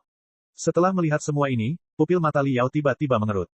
Tiba-tiba, dia duduk tegak, sementara tulang punggungnya mengeluarkan suara, retak, yang samar. Ibarat seekor kucing yang kekenyangan dan malas, tiba-tiba menjadi seekor harimau lapar yang siap turun bukit untuk berburu. Li Yao menatap tangan kiri remaja berambut panjang itu. 70% keterampilan penyulingan ada di tangannya. Ketika seorang pemurni melatih tangannya secara ekstrim, kedua tangannya akan mengalami perubahan yang sangat halus tergantung pada seberapa mahir tangannya. Dari jarak sedekat itu, Li Yao menemukan bahwa seluk-beluk jari remaja berambut panjang itu persis sama dengan tangannya. Terkutuklah, dia sama sepertiku. Dia pasti pernah bersentuhan dengan komponen peralatan sihir selama masa kanak-kanaknya, bahkan sebelum tulangnya terbentuk. Jadi, tulang jarinya berbeda dari yang lain. Dia pastinya seorang ahli super dengan kecepatan tangan yang mencengangkan, kecepatannya bahkan mungkin melampaui 95% milikku. Tanggapan Liao pun tak luput dari pandangan remaja berambut panjang itu. Remaja berambut panjang itu sedikit mengernyit saat dia dengan santai melirik Liao. Ketika pandangannya tertuju pada tangan Liao, pupil matanya, dalam sekejap mata, mengerut hingga seperti sulaman. Remaja berambut panjang itu tiba-tiba menghentikan langkahnya, seolah-olah dia telah menemukan harta karun yang luar biasa.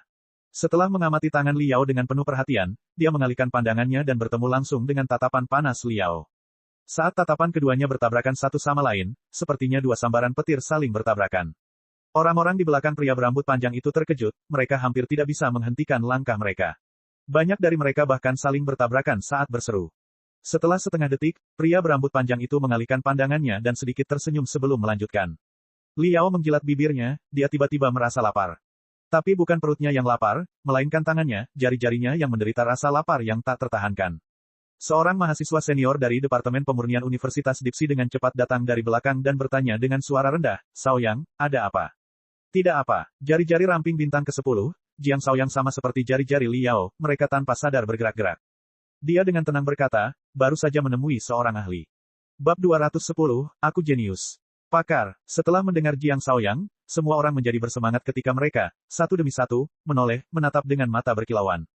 Di mana dia? Di mana ahlinya? Mereka tidak bisa disalahkan karena melupakan diri mereka sendiri, karena jumlah orang jenius di Departemen Pemurnian Universitas Dipsi sama banyaknya dengan anjing liar. Itu adalah tempat di mana keajaiban yang mengerikan dapat ditemukan di mana-mana. Meski begitu, Jiang Shaoyang, yang baru masuk universitas selama 1 tahun, telah diakui secara publik sebagai seorang jenius super oleh semua jenius dan keajaiban luar biasa. Dia adalah keajaiban terbaik. Jangankan menemukan saingannya di kalangan mahasiswa baru, bahkan di kalangan lulusan senior pun, mahasiswa yang levelnya lebih tinggi darinya bisa dihitung dengan jari. Mau bagaimana lagi? Siapa yang memintanya menjadi keponakan supernova Jiang Sheng? Sejak kecil, ia dibesarkan di ruang pemurnian Jiang Sheng. Bagaimana mungkin dia tidak belajar apapun jika mainan yang dia mainkan adalah komponen perlengkapan sihir? Jika Jiang Shaoyang mempercayai seseorang sebagai ahli, maka dia pasti benar-benar ahli. Tatapan semua orang mengembara, tapi yang bisa mereka temukan hanyalah sekelompok mahasiswa Universitas Star Nebula di dekatnya dan seorang remaja biasa yang sering melahap sepiring pangsit. Penampilannya yang serakah hampir seperti orang udik yang hanya tahu cara menggunakan ototnya. Semua orang hanya bisa menatap kosong, di mana ahlinya. Komunitas penyulingan dipenuhi dengan naga tersembunyi dan harimau yang berjongkok. Tentu saja, mereka tidak akan berani mengatakan bahwa tidak ada ahli penyulingan selain yang berasal dari Universitas Laut Dalam. Namun, banyak dari para ahli ini telah terlibat dalam pemurnian selama beberapa dekade dan pada usia paruh baya setelah berlatih dengan susah payah. Ketika mereka melihat sekeliling, yang mereka lihat hanyalah teman-teman mereka yang usianya hampir sama dengan mereka. Di antara orang-orang ini, sebenarnya ada seorang ahli tersembunyi yang bisa setara dengan Jiang Shaoyang. Itu sungguh tidak terbayangkan. Semua orang memfokuskan pandangan mereka lebih jauh ke depan. Jiang Shaoyang tidak berhenti dan terus bergerak sambil dengan malas berkata, "Ayo pergi, kamu akan tahu setelah beberapa saat. Ujian hari ini akan sangat menarik." Wow, semua orang terbangun dari pingsannya dan terus mengikuti Jiang Shaoyang. "Shaoyang, kamu memang benar. Ujian hari ini memang akan menarik. Selain kamu, ada sosok lain yang diketahui semua orang di komunitas pemurnian dan sedang mengikuti ujian di sini."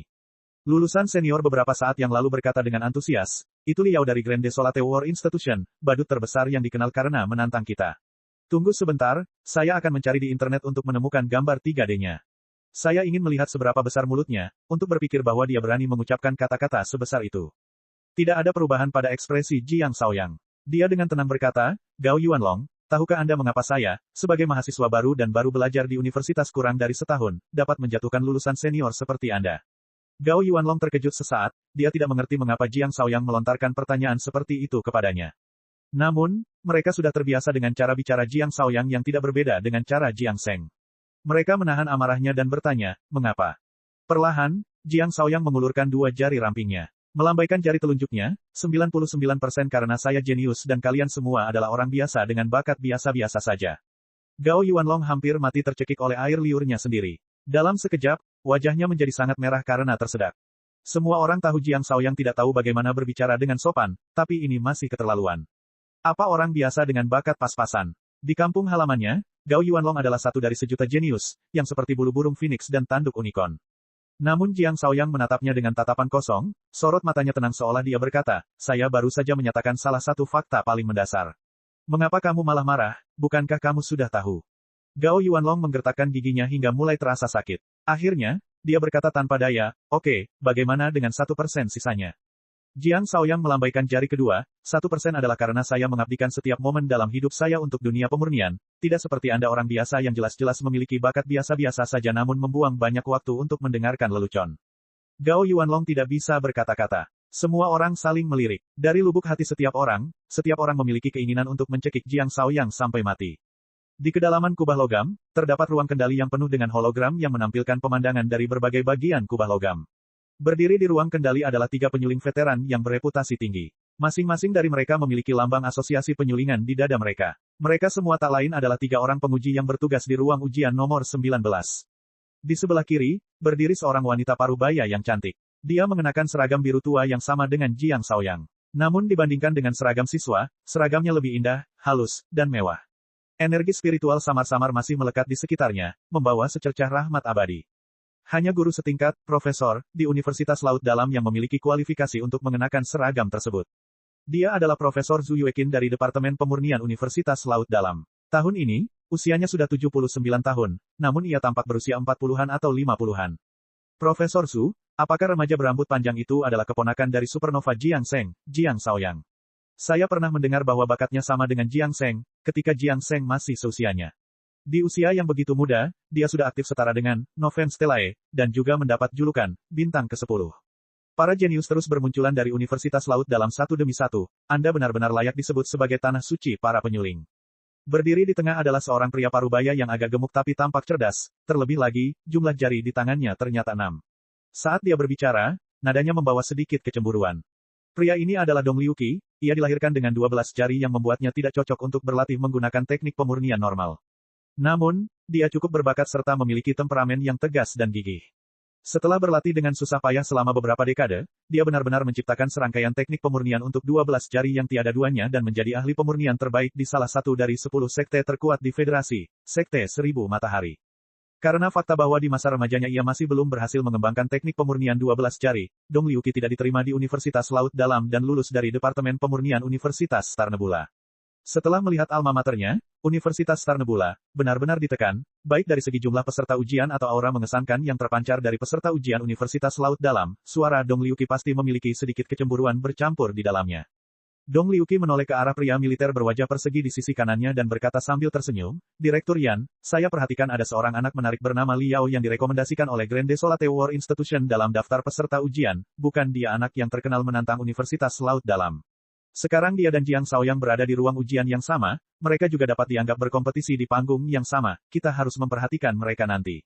Bahkan sebelum, Direktur Yan, dapat mengucapkan sepatah kata pun, Zhu Yuexing tidak dapat menahan diri untuk tidak mengejeknya dengan dingin dan menyela, dia hanyalah seorang anak bodoh, pemarah, yang melontarkan kata-kata dari mulutnya, tidak lebih tidak kurang. Penatua Dong, kamu tidak bisa serius. Saya mohon berbeda, saya merasa dia cukup berani, yang muda harusnya seperti ini, mereka harus punya nyali untuk berbicara dan bertarung. Dengan tenang kata orang militer itu, dia mengambil langkah ke depan sambil melihat ke arah Zhu Yueqin. Dia adalah Yan Tianhe, seorang pemurni tentara dan juga kepala pusat persenjataan di pangkalan militer 8734. Ketiga penguji ini mewakili 3 kekuatan yang berbeda. Profesor Zhu Yueqin berasal dari Universitas Laut Dalam dan mewakili akademi. Penatua Dong Liuqi berasal dari Sekte Seribu Matahari dan mewakili berbagai sekte besar. Tak perlu dikatakan lagi tentang Yan Tianhe, bintang-bintang di pundaknya menunjukkan bahwa dia adalah seorang kolonel, dia jelas mewakili militer. Ketiga penguji itu akan melakukan pengawasan bersama-sama, saling memeriksa untuk menjamin kewajaran ujian. Mengenai sikap Liao, pendapat ketiganya memiliki sedikit perbedaan. Zhu Yueqin memperlakukan Liao sepenuhnya seperti anak gila yang tidak tahu seberapa tinggi langit dan seberapa dalam bumi, seorang badut bodoh dan tidak pantas baginya untuk memperhatikannya. Dong Liuqi berbeda, dalam komunitas penyulingan, Universitas Laut Dalam telah berada dalam posisi dominan untuk waktu yang sangat lama, dan penyuling seperti dia yang bukan anggota Universitas Laut Dalam telah sedikit didiskriminasi dalam lingkaran penyulingan, setelah sekian lama, mau tak mau mereka menumpuk banyak kebencian di hati mereka. Liao lancang untuk menantang, tetapi dapat dikatakan bahwa dia telah mengutarakan pikiran mereka. Seperti kata pepatah, penonton tidak takut menjadi besar. Dong Liuqi sangat berharap agar Liao menunjukkan hasil yang spektakuler dan membuat para guru serta mahasiswa Universitas Laut Dalam yang sombong dan sombong ini tidak bisa berkata-kata. Namun, kemungkinan hal itu terjadi hampir tidak ada. Adapun Yang Tianhe, pikirannya bahkan lebih berbeda. Siapakah Li Yao? Prajurit penyandang cacat kelas 1 Federasi. Apa itu tentara? Organisasilah yang paling baik menyembunyikan kesalahan mereka sendiri. Sekalipun ada anggota militer yang bersalah melakukan kejahatan, ia hanya akan dihukum di pengadilan militer. Dan Li Yao hanya impulsif sesaat, darah mengalir deras ke kepalanya dan mengucapkan beberapa kata retorika saja. Di mata banyak tentara, itu bukan apa-apa, bukan apa-apa. Beberapa bahkan menghargai si kecil ini. Sementara itu, tentara paling tidak puas dengan situasi dominan di Universitas Laut Dalam. Meskipun kedua belah pihak bekerja sama dengan sangat erat, banyak penelitian dan pengembangan serta pembuatan peralatan magis angkatan bersenjata jatuh ke tangan Universitas Laut Dalam. Namun sejauh menyangkut tentara, mereka tidak ingin sebagian besar kemampuan dan rahasia berada di tangan warga sipil. Oleh karena itu, mereka selalu berharap bahwa Sekolah Tinggi Militer Pertama Departemen Pemurnian Federasi dapat menantang Departemen Pemurnian Universitas Laut Dalam. Namun, bahkan setelah menantang mereka selama lebih dari 1 abad, mereka belum berhasil. Adapun anak yang suka mengoceh dan bodoh seperti Li Yao, itu bahkan jauh dari jangkauannya. Namun hal itu tidak dapat menghalangi Yan Tianhe, sebagai kakak laki-laki di ketentaraan, untuk memberikan sedikit penghargaan terhadap adik laki-laki ini. Menyadari keduanya berniat untuk berdiri bersama, Zhu Yueqin tidak terus berjuang lagi. Membaca waktu di kanan atas hologram, dia mengubah topik, masih ada 20 menit lagi, ayo beritahu peserta ujian untuk memasuki aula. Baiklah, Dong Liuqi dan Yan Tianhe tidak benar-benar percaya bahwa Li Yao memiliki kualifikasi untuk bersaing dengan Jiang Shaoyang. Melihat Deep Sea University mempertahankan posisinya selama bertahun-tahun, mereka hanya sedikit iri dan hanya mencoba mengarang suatu masalah, tidak lebih dan tidak kurang. Menyadari sudah waktunya, mereka segera mengendalikan emosi mereka dan kembali ke masalah yang ada. Suara wanita yang merdu menggema di setiap sudut lobi, peserta ujian, ujiannya tinggal 20 menit lagi, silakan menuju ke ruang ujian dan duduk sesuai dengan nomor yang tertera pada prosesor kristal Anda. Harap tetap diam, itu adalah penting bahwa Anda tidak membawa barang-barang yang tidak diperbolehkan di ruang penerimaan. Daftar barang-barang yang tidak diperbolehkan termasuk. Suara mendesing. Penghalang pembatas di tengah lobi dihilangkan dan ribuan kabin berbentuk kubah muncul dari tanah, angka-angka emas tembus pandang melayang di atas kabin. Ketuk ketuk ketuk. Ribuan peserta ujian bergegas masuk ke ruang ujian. Menelan pangsit terakhirnya, Li Yao menyekat tangannya dan mencari kabinnya. Begitu dia berada di dalam, penutup kristal setengah lingkaran di bagian depan kabin perlahan-lahan menutup rapat, mengisolasi suara-suara dari luar. Prosesor kristal untuk mengikuti ujian meluncurkan hologram sebelum banyak informasi, seperti air terjun yang mengalir, jatuh dari atas. Inilah aturan mengikuti ujian. Di bagian bawah juga ada hitungan mundur kecil. Bip, bip, bip, segera, hitungan mundur mencapai 0. Putaran pertama ujian pendaftaran penyuling resmi dimulai. Cek cek cek cek cek cek cek cek. Rakan-rakan kultivator sekalian, sebelum retret, sila terus berkultivasi untuk jurus subscribe, like, share dan komentar agar sekte novel Sadim terus berkembang pesat.